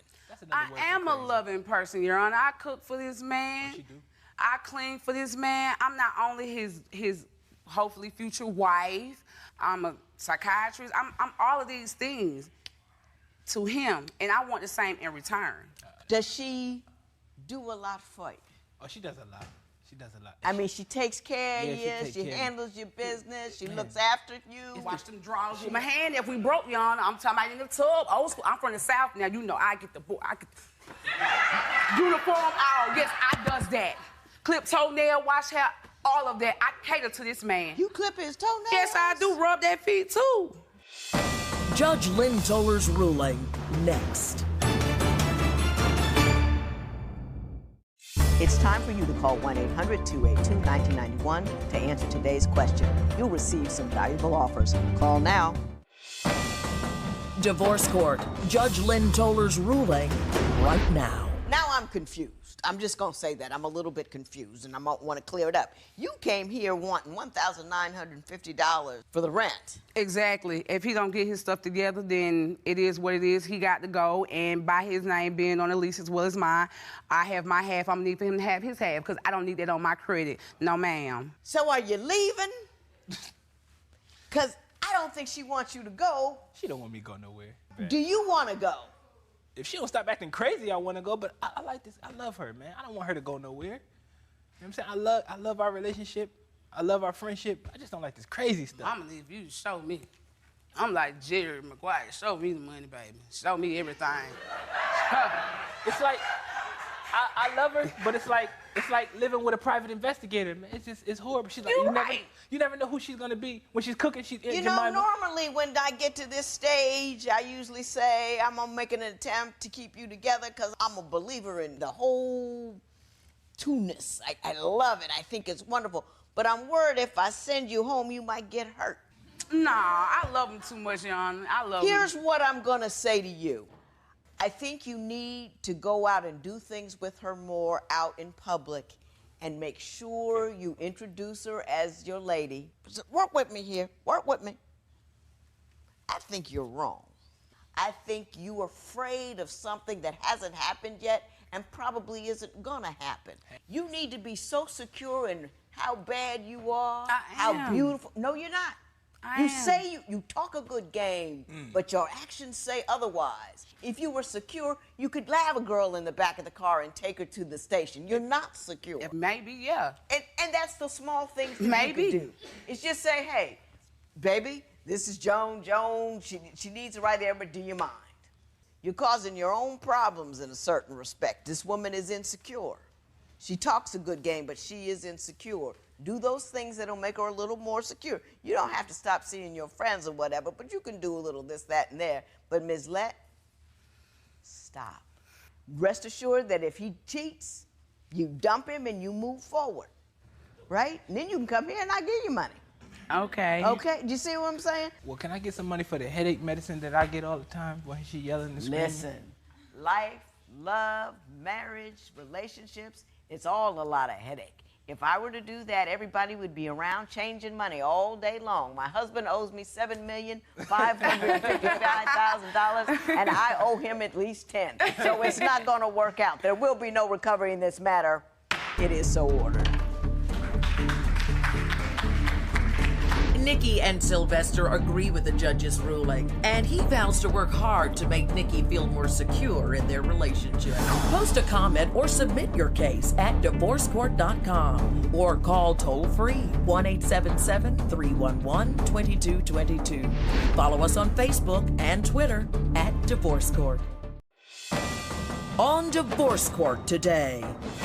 A chance encounter brought them together, and now, after 9 years, they are ready to call it quits. Rodney saved their baby's life, but then he made a comment at the hospital that Shanisha's still angry about. She says their roller coaster ride together is over. Rodney Johnson and Shanisha Tisdale have brought their dispute for Judge Lynn Toler to resolve. Testimony in Divorce Court starts now.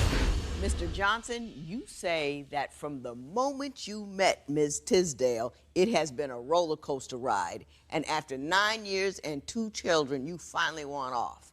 Why don't you tell me how this roller coaster started? Well, good day, Your Honor. This is lovely meeting you. Good to meet you too, Mr. Johnson. Won't help you none, but thank you. Thank you for letting me know.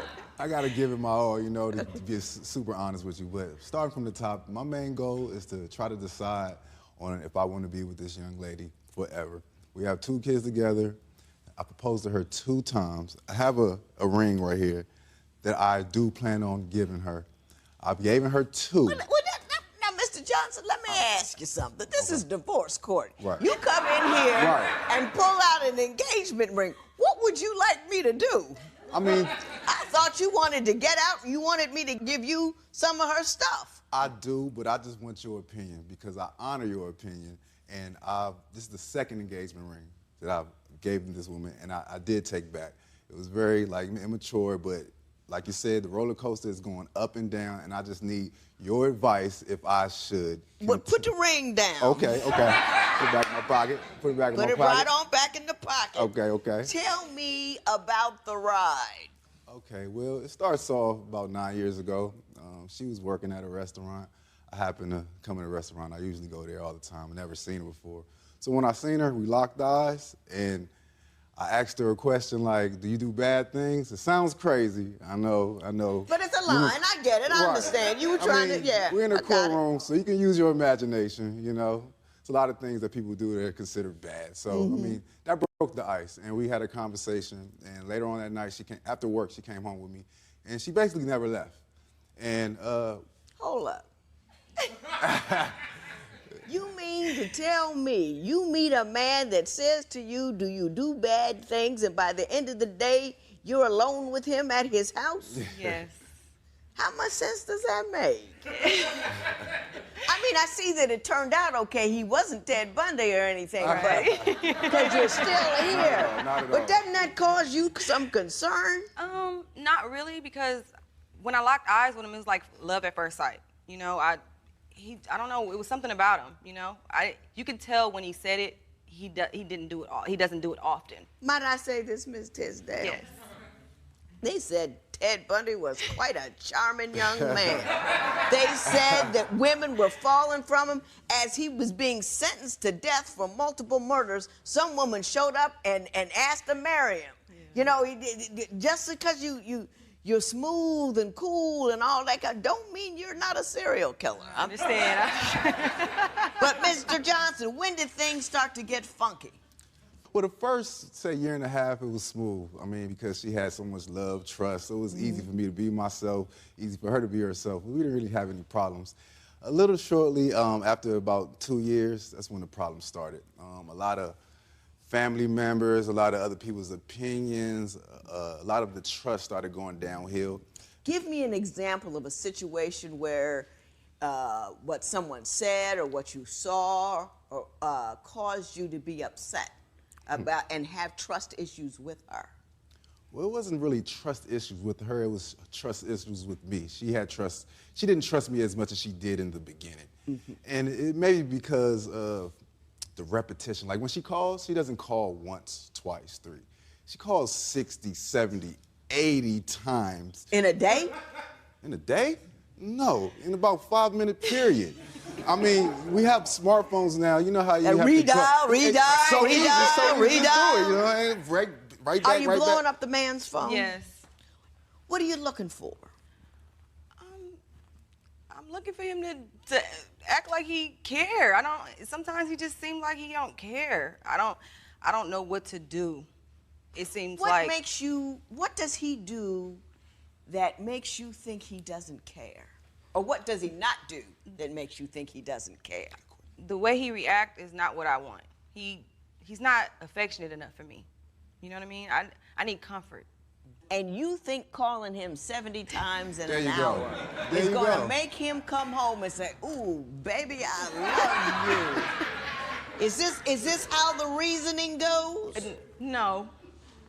I mean, I expect him to be more understanding. You know what I mean? Like That's hard to understand, though, 70 phone calls in an hour. I just want to say that. And I'm going to ask you this, Mr. Johnson, because clearly this is a symptom of, apparently she's got a bit of a temper. Yeah. Oh, you notice already? Well, the 70 phone calls in an hour, those usually come together, a temper and 70 phone calls. You give me a couple of examples where she's gone off the deep end. The deep end. I can give you a simple example to where it starts. She complains about nothing. Okay, we could be sitting at the house and she could be like, it's hot, it's hot, it's hot. And I would look at her and say, the AC is right there, just turn it on. And then she would get on my head about, well, if I wanted to turn the AC on, I would have did it. I'm like, well, why are you complaining that you're hot? It's no like ending to it. It's continuous. Just like the repetitive phone calls, it doesn't stop with her. That is the problem. She doesn't know how to pump her brakes at certain times. She let her emotions get the best of her. And it seems like that's what she knows as normal. And all I've been trying to do is try to show her that's not normal. We need to understand what we think is normal so we can be on the same page. Ms. Tisdale, do you agree with him that you do get upset easily and over small things? Yes, I do. And why do you think that is? Insecure. You're insecure? Yeah. Why are you insecure with your gorgeous self? I don't know. Low self-esteem. Because? Life experiences, how I've been treated. By whom? Family members, you know, treated me wrong, lied to me, you know, affected my relationship with him a lot, letting them invade and make decisions for me that wasn't right and I regret later. Next, what happened at the hospital after Rodney saved their baby's life? They got so out of control, police were called to the scene. Are you considering marriage but aren't sure that your intended is really right for you? Call toll-free at 1-877-311-2222 or visit our website at divorcecourt.com. Become a fan at facebook.com/divorcecourt. Real people, real conflict, real judgments. Divorce Court continues. Ms. Tisdale, you say that Mr. Johnson made a comment so ridiculous during one of the most stressful points in your life that you actually left him over it. Why don't you tell me what was going on and what he said? Well, actually, my daughter, when she was born, she was 12 days old and she stopped breathing. She almost died. He gave her CPR, and when we went to the hospital, we got into an argument because he said something so stupid and dumb. But what did he say? He gonna tell me that if my daughter turned out like me, he don't want nothing to do with her. So we got into an argument, we got into a big fight. I got angry with him because my daughter's laying in the bed, almost dying. And you say something like that to me. In the midst of this, we're supposed to be together and, you know what I mean, loving each other, and it was just crazy. And then they had to escort the police into the security into the hospital. And now, who was escorted out, him or you? Him. Between the time he saved your daughter's life by giving him CPR, and he made that off comment, no doubt about it. Not the thing to say when somebody's kid's looking at, you know. I agree. What had you done? I didn't do nothing. I don't even know why he would say something like that in the midst of. Were you arguing at the time? No. He just said it. I don't know if he was thinking about all the past stuff that we've been through, or if he was angry, or if he was, because it's a lot of times where he don't want to be with me, and I have to beg him to be with me, be with me, you know, because I really believe this is the man of my life, you know. And it got out of hand, and for him to say something like that. Yeah, that was deep and tired and wrong. I mean, I gotta applaud you. You saved your daughter's life. Well, Right. I mean, woo! Makes you Superman, but you lost your cape when you said that. Right. Ms. Tisdale, let me ask you a question. Do you ever forgive anybody for anything? Yes. You don't harbor? Maybe a little. I think you harbor. I think you never get over anything. I think he forgives and you harbor. Yeah. And so what happens is you're mad about A or you're mad about M and then you have to bring up A through N while you're talking about M. He's got to pay for everything he did every day. Am I right with that? Yeah, you're right. You're right. Am I right? Yeah, she just likes to talk too much. Like if she stopped. Talk too much? Yeah, if she stopped a little bit and thought about what she was saying, we wouldn't have the issues we have. You know what I mean? Like just for instance. Is it my fault that you don't understand me? I mean, but I'm trying. That's the problem. But you don't understand me. I try to understand. Let me ask you this. I try. How logical are your arguments? There you go. There you go. When Divorce Court continues, can Shanisha find a way to get her irrational anger under control? Do you think this couple can stop arguing and patch up their relationship? Call 1-800-282-1991 to vote now and see if America agrees with your opinion. You'll also receive some valuable offers. Call now, 1-800-282-1991. If you would like your case heard on Divorce Court, call us toll-free at 1-877-311-2222 or log on to our website at divorcecourt.com and join the conversation on Twitter at Divorce Court. Divorce Court continues. I take it from your response, Ms. Tyndale, that you do acknowledge or realize that logic is lacking in your responses. Do you know why you're like that? Because we see that you're the problem, right? Yes. I mean, I just want to make sure everybody's on the same page. He's not perfect, but he makes regular mistakes. You the problem. Yes. So let's talk about the problem that you are, so we can, because we don't talk about it, we can't fix it. Right. And tell me, why do you think, have you been cheated on? You talked about your family members doing things to you. What's up with that? I was 16 when I met my dad. I was told that he didn't exist all my life until I was 16. And then all of a sudden, my pops dad, up. Right. And that put a huge hold on me growing up. The trust, the lying, you know, and I guess I carry it on throughout the years, and then being in relationships, cheating, and all this stuff, and I think I brought the issues that I had into our relationship, and it's affecting it. So you're always playing defense. Yes. You're always you got your dukes up, you know, you ducking and dodging, and the minute like something look like you, boom. Yep. Ready to go. Ready to go. Brilliant. You are brilliant, Judge. You're hitting the dead on. I promise you, you're hitting it dead on.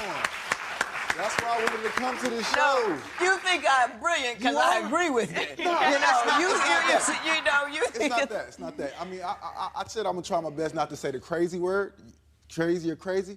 She's not crazy. She's just scared of change. She's just terrified of change. Can I say a little quick thing that happened the other day? We're walking, and a car almost hit me. We're moving on. We're halfway down the block. She's still talking about the car that just hit me. Well, is he crazy? Why did he move? Babe, we already moved on. Yeah. All my parts are here. You know, I'm here. It's good, and I got here, and I'm okay and she's with it. Still talking about it.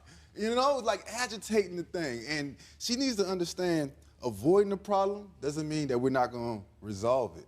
But avoiding it until we're settled, we're calm, we're in a cool manner. So you can have a meaningful, productive conversation as opposed to a screaming match. Right, and that is normal to her, the screaming match. Okay. Top of your lungs screaming, not just screaming, top of the lungs.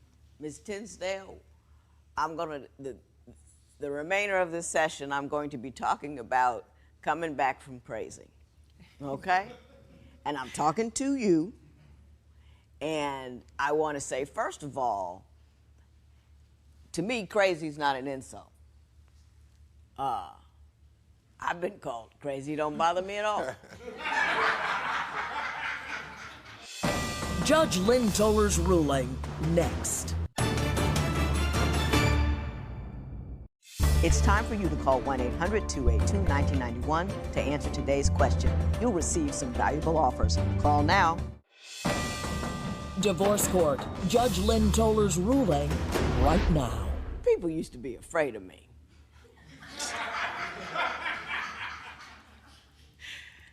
Talking to my sister, you know, a few Christmases ago, and I was asking, why, you know, you never used to hang out. Because you were mean. And in talking about it with my mother, I was mean because I was angry, and I was angry because I was afraid. So what you have to do is deal with the fear. The fear will take care of the anger, and the anger will take care of the crazy. The time to decide not to get angry about something is before you get angry about anything. You got to have a game plan in place for how you're going to conduct yourself, how you're going to deal with upset. And you got to know who you are. You got to dissect where you're weak, what's wrong with you. I got a list of 20 things I know that are wrong with me. I own it. I love it. I relook at it sometimes just to make sure I'm on top of it. Now, you're fearful, you're angry, and you've been hurt. And you're afraid that if you do not knock somebody out, verbally or whatever, that they're gonna take you down. So that's how you respond. So you got to own that every morning. And then you have to say to yourself, self, today, just today, I'm not gonna get angry. Just today. Don't worry about tomorrow. And you got to let the first wave pass you by. I said, what I'm gonna do today, he says or does something I don't like, I'm gonna do like this. It's a ridiculous thing to do, but do it anyway. I surrender. Just surrender, not to him. You surrender to your better self. I surrender. And then you sit down, and you cannot speak until you're not angry anymore. You won't be able to do it the first couple of times, but after a while, after a while, and then at the end of the day, you got to debrief your crazy. You got to sit down and a piece of paper. Nobody believes in paper no more, but I do. Write down his. My big bugaboo is worry. I have a list. What I worried about. And then I put a line. And that said, what really happened? And when you read it at the end of the week, you feel stupid. I worried about this all day long, and that happened. Wow. And if you keep writing that down, I yelled at this guy about this, that, and the other thing, and it wasn't even important. You see what I'm saying? You need to work your situation. You need to handle your crazy. You need to handle your fear. And once you handle and you work at it, because you can do it. You see what I'm saying? Believe in it. Knock that sucker down. You're strong and you're able, and you say, anger is the problem. My fear is the problem. I'm not going to live my fear. I'm not going to let what somebody did to me 20 years ago tell me that the rest of my life ain't going to be what I want it to be. I'm a bad chick. I can handle this. Man, tell her. You want to believe. You with me? Yes. You going to work your anger? Yes. You going to work your fear? Yes. You going to fight your crazy? Yes.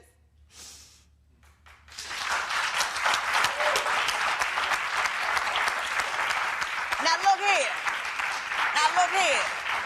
This is divorce court. I don't do engagement in here, except for when I'm doing it. But, when you get out in the hall, go ahead and give her that ring. This matter is adjourned.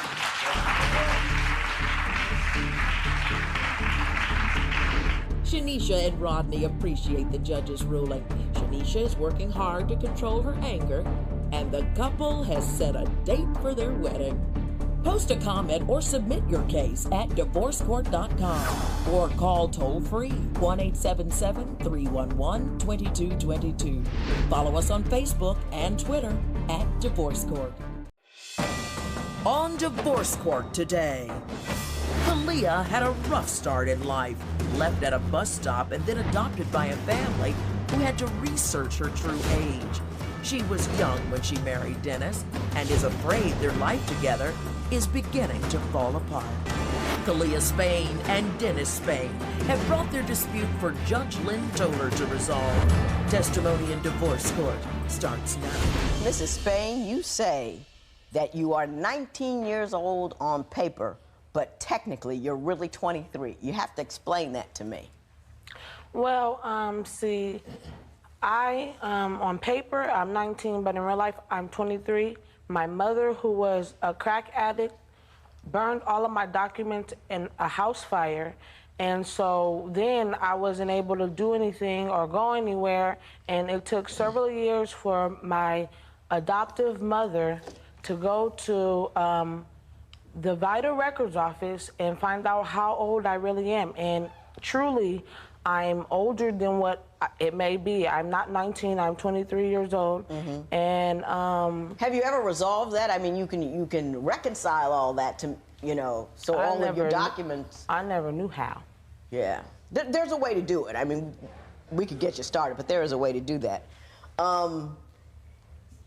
Mr. Spain, there's no confusion about your age. You're 49. Yes, sir. All righty. And the two of you have been married for how long? Since March 23rd, 2011. Okay. And you don't want to be married anymore? Mrs. Spain, why don't you tell me? You look like a bit of an unlikely couple. Can I just say that? 23, 19, whatever you may be, 49. Explain to me the genesis of your union. How did you two get together? Well, see, in North Sacramento, I met him in the same building I was in because I was currently dating somebody in that same building, and we were having issues, so I would go downstairs and talk to him and try and reconcile stuff. And I didn't know my father, so he was like a father figure to me at first.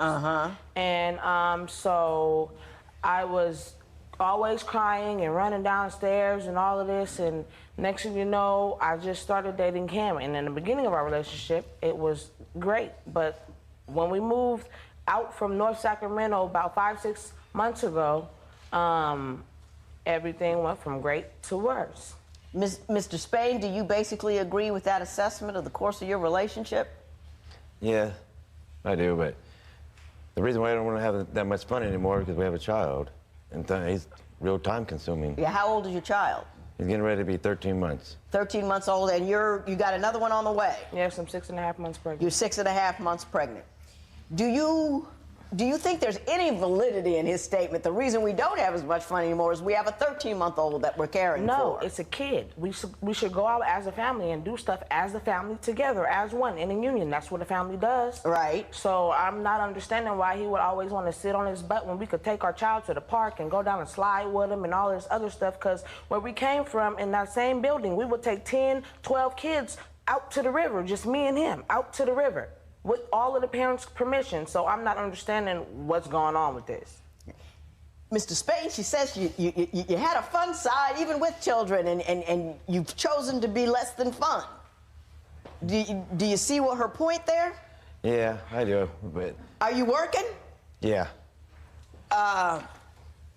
Do you work?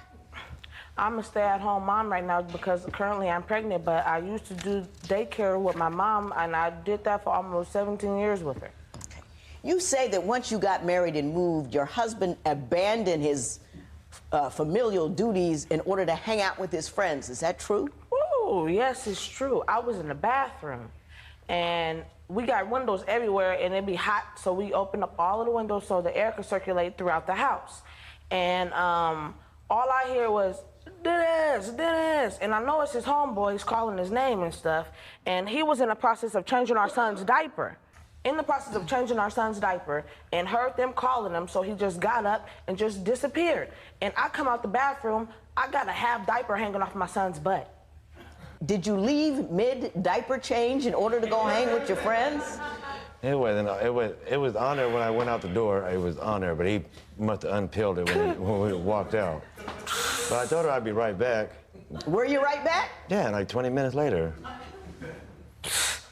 Did you make sure she was out of the bathroom before you left? You can't leave those people alone at all at that age. No. Exactly. I thought she was getting out, but she wasn't. She was still in there when I got back. I can't do that, you know. No. You have to have an actual visual transfer from one to another. You can't just assume, oh, she'll be out in a little, this little person.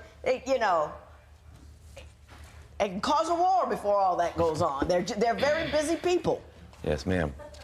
You say your wife nags you too much. Yeah, because if I don't get up in the morning with the baby, she'll nag at me. Even though the day before I did it, I was up with him the day before, and she wants me to do it the next day too sometimes. I'm like, I can't do it every day. Well, let me ask you this, Mrs. Spain. He's out working every day. Don't you think you should get up with the baby? He works at home. In-home care support. You clean up.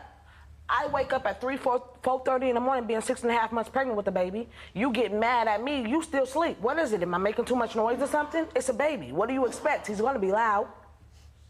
So I'm not understanding this. I'm not understanding it at all. Yeah, I don't understand that either because I do it just as much as she does every day. Sometimes even more. Sometimes there's days where she don't want to do nothing, where I got to get this, get the water, get this, get the baby, do this, take it, put him in the bath. Sometimes I'm just really tired and I don't have time to do it. I'm still trying to figure you people out. I keep, you know what I mean? And it's not just a disparity or the difference in color or age or size or anything like that, but you're out there, wow, pow, you know, bang, bang, boom. And you're kind of like, just laid back and I'm trying to figure out how this ever really worked because it doesn't compute for me. Why don't I ask you the question I asked her? When you two first got together, what was it that attracted you to her? Other than she's pretty, which we can all see. It was actually her personality. And the way she would carry herself. And it was just the way she talked. Everything about her I liked about her. Ooh. Okay. I don't know how else to explain it because we had the same Did you have any personality. concerns about marrying someone so much younger than you? Yeah, I did. What were some of your concerns? She would probably still want to go out and party and have younger friends than I do. Did you discuss that with her? Yeah. And what was the outcome of the conversation? That we wanted similar things. She wanted to settle down, and I wanted to settle down and spend time with her family, do a family thing instead of being out there doing other stuff. All righty, okay. Next, is help from Dennis's family actually causing conflict in this marriage? Are your in-laws all up in your business and destroying your marriage? Call toll-free at 1-877-311-2222 or visit our website at divorcecourt.com. Become a fan at facebook.com/divorcecourt. Couples in crisis, real resolution.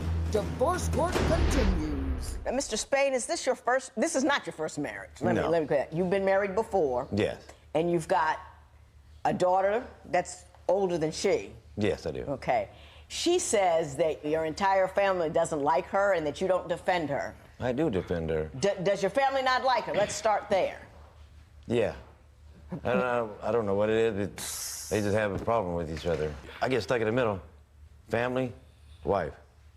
Which side do I go to? Yeah. I can't go to either side. That's an age-old question, Yeah, you know. You got to kind of have to, at 49, you should have that one worked out by now. But anyway, Mr. Spain, you say your wife spends too much time on social media. Why don't you explain that to me? First thing in the morning, she gets up, tablets in the hand. Click, click, click all day long. Lunchtime, same thing. Taking care of the baby, got the baby in this hand, tablet in this hand. If it's not there, it's on a charger. What's she doing on there? Media site she's on. I don't know what it is. Like sometimes you'll say you're talking to your friends, but I don't know because when I walk by, you turn this way. Ms. Spain, do you spend a lot of time with electronic devices? With electronic devices, but I'm never always playing games because I don't like sitting on my butt. So I'll be looking for jobs for after I have this baby. Little do he know. So that's what you're doing, is looking for jobs? Yes, and I do not turn around. I'm pregnant. I have to adjust myself to get comfortable every now and again. I'm not turning away from you. I show you what I'm doing. I show him what I'm doing, and I have witnesses for that. I show him what I'm doing on social media, looking for jobs. That's it. That's it? That's all? That's all. And talking to my mama because she still lives in Sacramento. And you talk to your mom on there. Do you guys argue a lot? Sometimes, but it's more like nagging because I don't. Yeah, because you don't say much, do you? If I don't get the dishes done. You just kind of let it happen to you, right? If I don't get the dishes done, or if I don't change the baby on his right time, or if I don't put him in the bath at 7:45, that's a problem. Sometimes you don't have time to do that. Sometimes you just got home and you just want to sit down and relax, but you have to be in the shower, in the bathtub at 7:45. Mrs. Spain, you seem angry. Yeah, Yes, I'm angry. What are you because angry about? You have to have compromisation in the relationship. I'm trying to get my son ready for when he has to go to school. And he already knows to go to bed at 8 o'clock, so I'm asking you because it's hard for me to get down on the floor and give him the bath in the bathtub because he moves a lot. He does a lot of moving and stuff, and he's been kicking me in my stomach and stuff lately, so I've been asking him as the father to do it, but it's always a problem. He always think I'm nagging him. I'm not nagging him. I'm just asking you to do your fatherly duties. And I do them, but...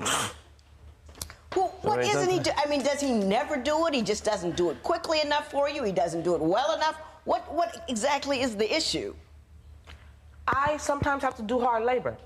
Like? Pick up heavy objects. We got a cluttered house. We have a 1-year-old. He's in the process of starting to walk. He crawls around everywhere, and he gets into everything. So I'm making sure my son is safe instead of sorry. Because I don't want nothing to happen to my child just because you don't want to be a father and do it. When divorce court continues, can Kalia explain why she wants this marriage to work? Do you think the age difference between Kalia and Dennis is a problem in their marriage? Call 1-800-282-1991 to vote now and see if America agrees with your opinion.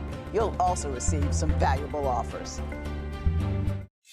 If you would like your case heard on Divorce Court, call us toll-free at 1-877-311-2222 or log on to our website at divorcecourt.com and join the conversation on Twitter at Divorce Court. Divorce Court continues. Here's the thing. I think she does nag you all the time, and I think that she thinks you need to do more. But I kind of think you don't want to do anything because I'm pregnant. I mean, you don't work outside the home, correct? Correct. I mean, what are you doing all day? Cleaning up, cooking for the child, cleaning up the house 24/7, making sure he can't pick up nothing and put it on the floor because it's all carpet, making sure he can't pick up nothing to swallow and chew. Do you know I've had a couple of kids myself? Yeah. And I know how much time it takes and how much attention it takes.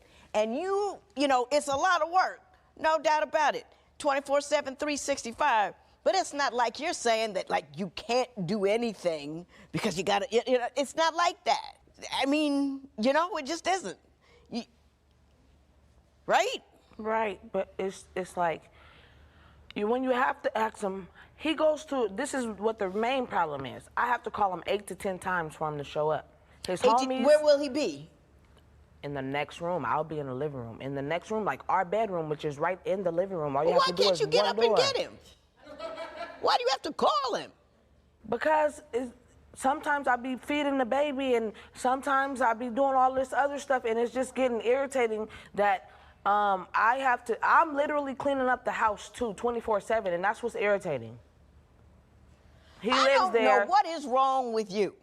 You're living in a house that you don't pay for. Your husband's got a job. You don't work. You don't go to school. You got a 13-month-old baby. I've had a couple of those people, and I've been pregnant with a baby, and I know what it's like. And it's like I didn't text my husband from the next room. That's ridiculous. We didn't even iPhone back then. We had to walk all the way to the wall. I don't even know what you're talking about. We had to get your envelopes, everything, old school, get a stamp out, all of it. You know, it was labor intensive. You guys just clicking a button and wondering why, something just didn't pop up in the thing all of a sudden.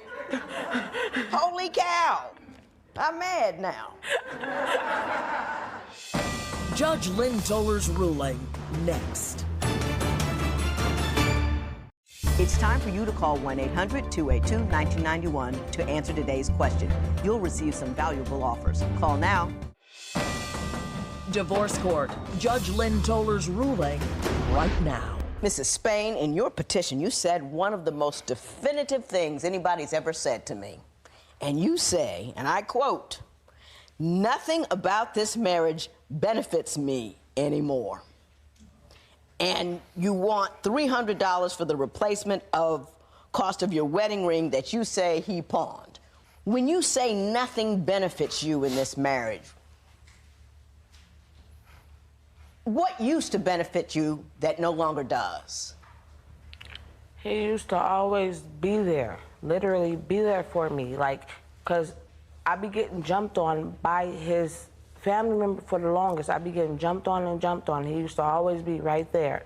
But now it's a problem. He doesn't want to help. He doesn't want to even come talk to me as my husband. He doesn't even want to come talk to me. And that's hurtful because your family members are jumping on me and jumping on my back, and I got to deal with it. Jumping on you about what? Like, okay, like he had this friend and she had this friend. And she was living with the other family member at the time, and she was getting called all kind of names and stuff. I'm there to stop them names, like foul names, all of those names. And then next thing you know, when she get mad at me, she's jumping on my back, calling me all the names I defended her for somebody else calling her. And I'm supposed to be a family member. I get it. Mr. Spain, does anything benefit you at all in this marriage? Yeah. Having a family. Right. I don't want to lose a family. I've been through there before and lost it, and now that I have one again, I don't want to lose a family. Ms. Spain, you say he pawned your wedding ring without your permission. Explain that to me, and you want to be reimbursed for that. Explain that to me. We only had him for less than a month, and next thing you know, I was always wearing it, flashing and saying, oh, look at what my husband bought me and all this, happy and excited. But next thing you know, when I look in the specific spot, which is in the top drawer, my drawer where I put all my feminine objects and everything else, that's where it was. I went one day, opened up that drawer, and it was gone. Now, were you living in his family member's house at the time, or were you still elsewhere? No, family members. Family member's house. Mr. Spain, do you have any idea where that went? I had to pawn them because I had to pay a bill. You had to pawn it? What bill did you pay? It was a phone bill, an outstanding phone bill that I had. He pawned it to pay the phone bill. Did you ask her? No, I should have. But I just went in there and grabbed it and went and sold them. Didn't even pawn them, actually. I sold them to the... You sold them? Yeah. So I couldn't even get them back. That's the bad part about it. See? Let me tell you something, Mrs. Spain. See? You know, I know you're leaving him. He's a good guy. He's a little, got a little dish rag going on over there. You know, he doesn't seem like, you know, but he's a good guy. And he treats you well. You're in somebody else's house. You want too much for putting in too little. And you wondering why this man who's working and got you in with a relative can't do more for the baby because you're so busy, I don't know, lugging around this big belly. You talking like nobody ever been pregnant before. Like it's like, man, you don't know what it's like. Been there, done that. You know what I mean? With kids in the house and everything. So you need to get a clue and get a grip and get some focus on the bigger picture. Pep it up a little bit. Get some coffee, something. You know, just turn it up and get click something. You know, keep your wife happy, all this kind of stuff. But if you want to leave, you can leave. But you're not leaving with that $300 that he spent on a phone bill some 3-4 years ago. That's ridiculous. There's the doctrine of latches, which does not allow you to leave a whole bunch of years in between the wrong that was done and the money that you're asking for. Therefore, there will be no recovery in this matter. It is so ordered. Kalia and Dennis agree with the judge. Kalia understands that she gets a lot of support from Dennis and will try to make their marriage work. Post a comment or submit your case at divorcecourt.com or call toll-free 1-877-311-2222. Follow us on Facebook and Twitter at Divorce Court. On Divorce Court today, can a couple overcome a 40-plus year difference in their ages? Thomas met Asia when she was only 19 and could have hit it and quit it, but he loves her 2 kids, and now they have a baby on the way. Should they marry? Asia Taylor and Thomas Sanders have brought their dispute for Judge Lynn Toler to resolve. Testimony in Divorce Court Before Your Vows starts now. This is a Before Your Vows. You two are considering getting married. You've got a baby on the way, but you're not quite sure this is something that you want to do, so you've come to me for my advice. You've taken a compatibility test, and I have your license here, which I can either return or get rid of, depending on my decision, because you've given me permission to do that. But I want to talk to you a little bit first about this union. Now, obviously, the very first thing that comes to mind is that there is a huge age difference here. You are 20, you are 62. Correct. Okay? So we know that there are some issues there. But Ms. Taylor, I'm going to start with you. Why do you love him? Why do you think this is the thing to do? But why do you still have concerns? Well, I love him because he's sweet. He treats me like I'm someone special. He spoils me like no other, you know. He's patient, he's sensitive, and he's What are your different from everyone concerns? else. He's starting to distance himself from me. He's starting to pull away. I'll be sitting in the room, he'll come in from work, and he'll sit in the living room instead of coming in the room to, you know, be greeted or sit with me, spend a little time with me. He'll sit away from me. Seem like he make up reasons to leave the house. You know, I don't get it. Mr. Sanders, why don't you tell me why you believe Ms. Taylor is the woman for you and the nature of your concerns regarding the union?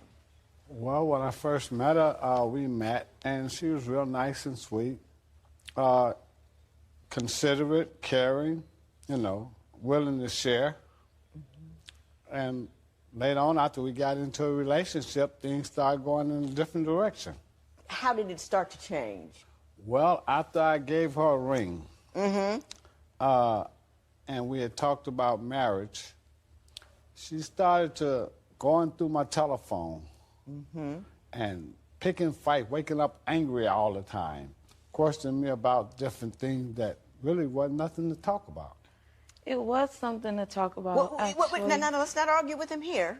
You're proving this point already. Ms. Taylor, are you jealous, and do you have reason to be jealous? I might be jealous a little bit, but it started off with he lied to me about certain phone calls.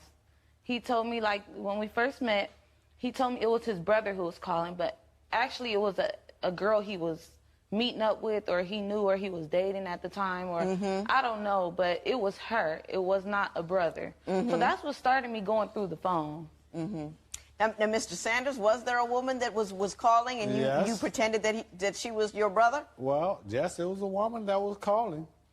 By the fact, it was several women that was calling. Right. And in the beginning, it wasn't like I was into her.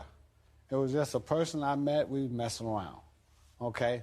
So I was trying to keep my little thing going on the side in the beginning. Even though I was being with her, I was still talking with them. It wasn't going any further. Mr. Sanders, with your 62-year-old self, you got it going on.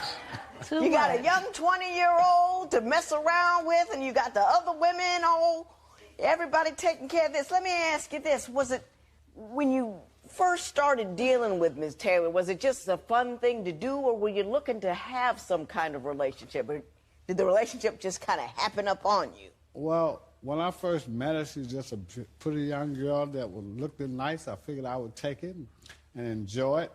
And when I was going to enjoy it, I was going to hit it real good and go about my business. You were going to hit it and quit it? Yes. No. That's not what happened. That what do you? but that was my intention. That was your intention. It's not what happened, but that's what you were looking to do. Right. Ms. Taylor, what do you think happened? I think as soon as we first met, he was into me, and I think he was looking for a relationship. Because this is from my perspective. He was moving around, moving too fast. Most of the girls he was dealing with was not just dealing with him. And he was looking for someone to pretty much settle down with. This is what I thought. And, you know, that's what he presented to me.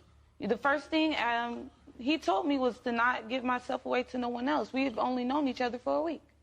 So how was it a hit it and quit it if you're telling me not to be involved with anyone else? Did you say that? Yes. Yeah. A fellow will do that, even whether he wants you forever or not. He wants you to be faithful to him, whether or not he's going to be faithful to you. And not that men are bad guys or anything like that, but this is just kind of like the nature of the creature. What you saw in him as nice and wonderful, he's in my era. And dudes in my era knew how to treat a woman. So what you're seeing there is the beauty of an older generation, of a man who kind of knows how to come across at a woman. And you were a cute young thing, and he's telling you the truth here today. You were a cute young thing. He wanted to keep you to himself for that purpose. And you misread it as I'm special in the beginning. Now, you became special later, but I'm just telling you what it was in the beginning. Did I get that right? Yes, you got it perfect. It's because we've been out there. When did it start to change for you, Mr. Sanders?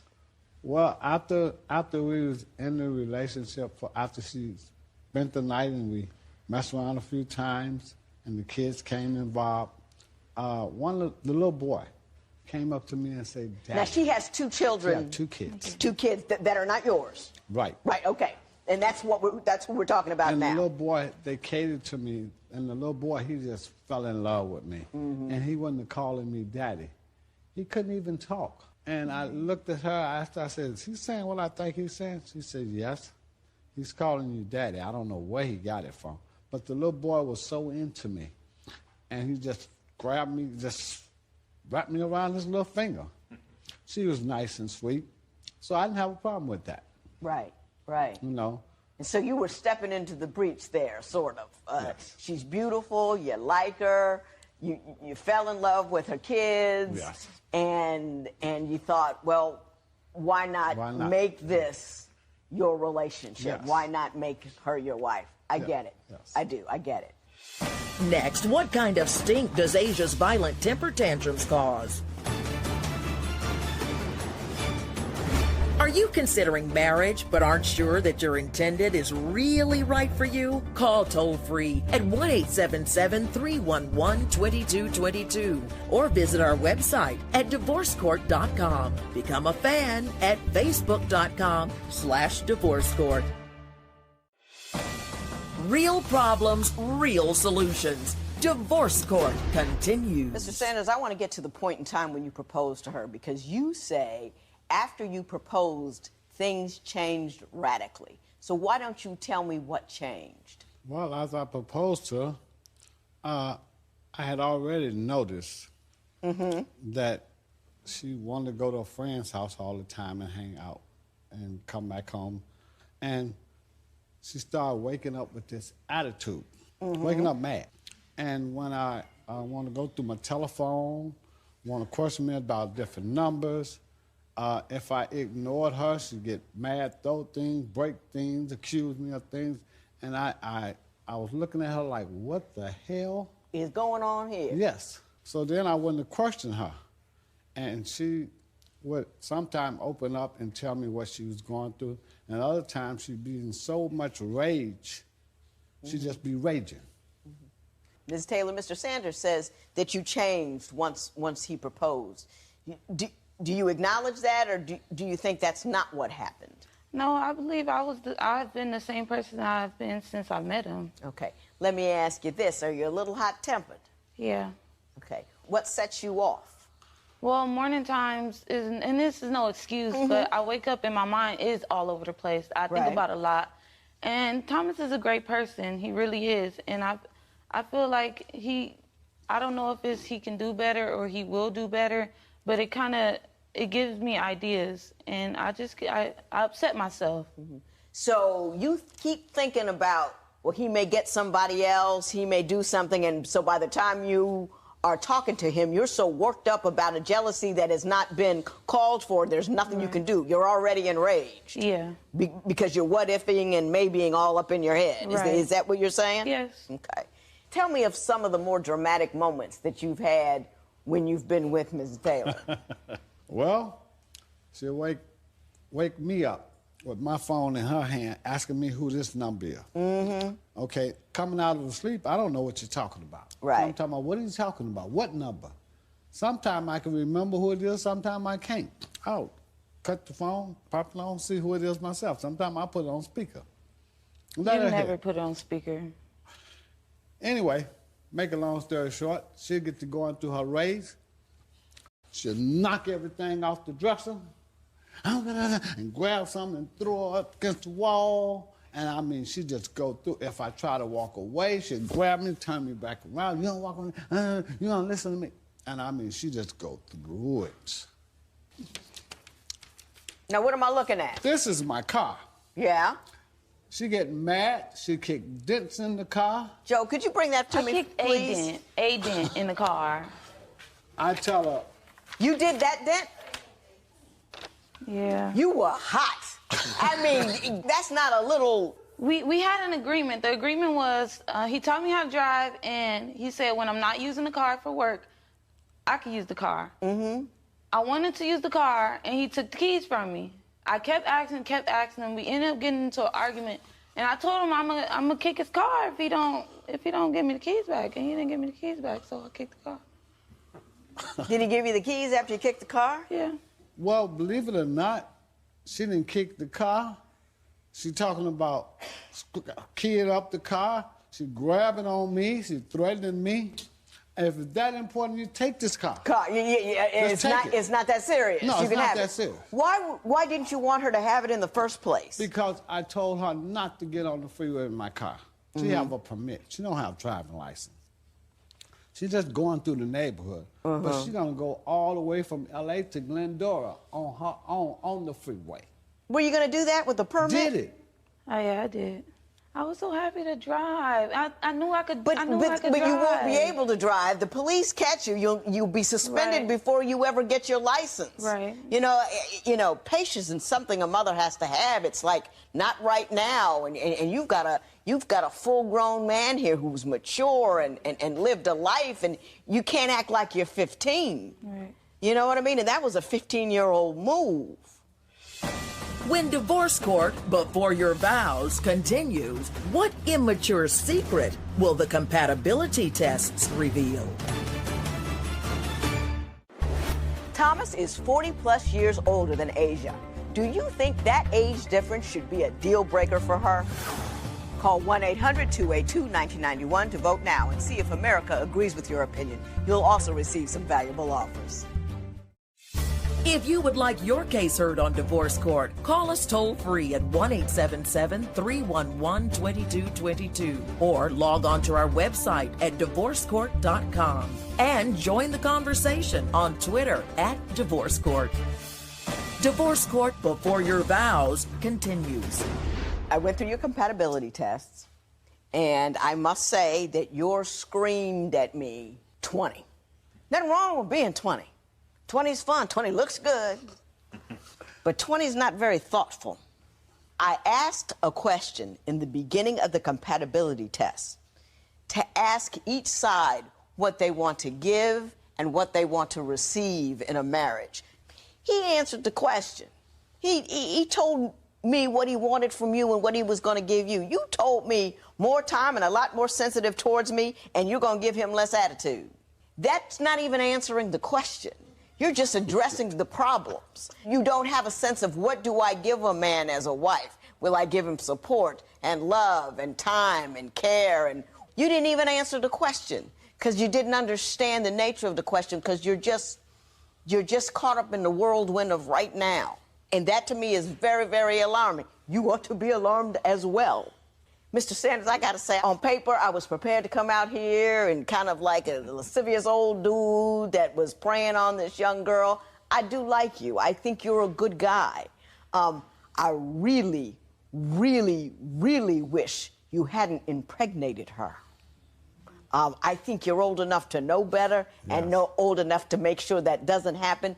And to saddle a 20-year-old, and she's already got 2 kids, with another child. And and let's be frank, Mr. Sanders, when this kid is 15, you're going to be 77. You don't have a lot of baseball throwing years left. Yes. And that was thoughtless and destructive and selfish and wrong to do that, okay? I'm just going to say that. It may be current, everybody's doing it, but you knew better. Yes. And I know you knew better because you were raised when I was raised. Yes. And shame on you. But I will say this. I think you were in for the hit it and quit it, and you saw her need for you, and you filled it. And for that, I am not angry. For that, I give you props. And your compatibility test shows you that that's what you were doing. That she had kids that needed a father figure, and you were willing to do that, except now you're in a situation where, as your compatibility test screams, you're just immature. You're just mad all the time, hot and angry, and he's too distant, he's too distant. He's distant because you're not bringing anything to the table for him. you're not bringing a thoughtfulness, intellect and understanding and compassion. You're just bringing him tornadoes. And he needs something other than that. And I think you're so afraid because I think you know you don't have a lot to give in that department for the only reason that you were 20. I was a hot mess when I was 20. I was a hot mess in college, but I was still a hot mess. Ridiculous is what 20 is for. So you are 20. And I got to tell you, when you're 50, he's going to be 92 or you're going to be a widow. One of the two. Judge Lynn Toler's ruling next.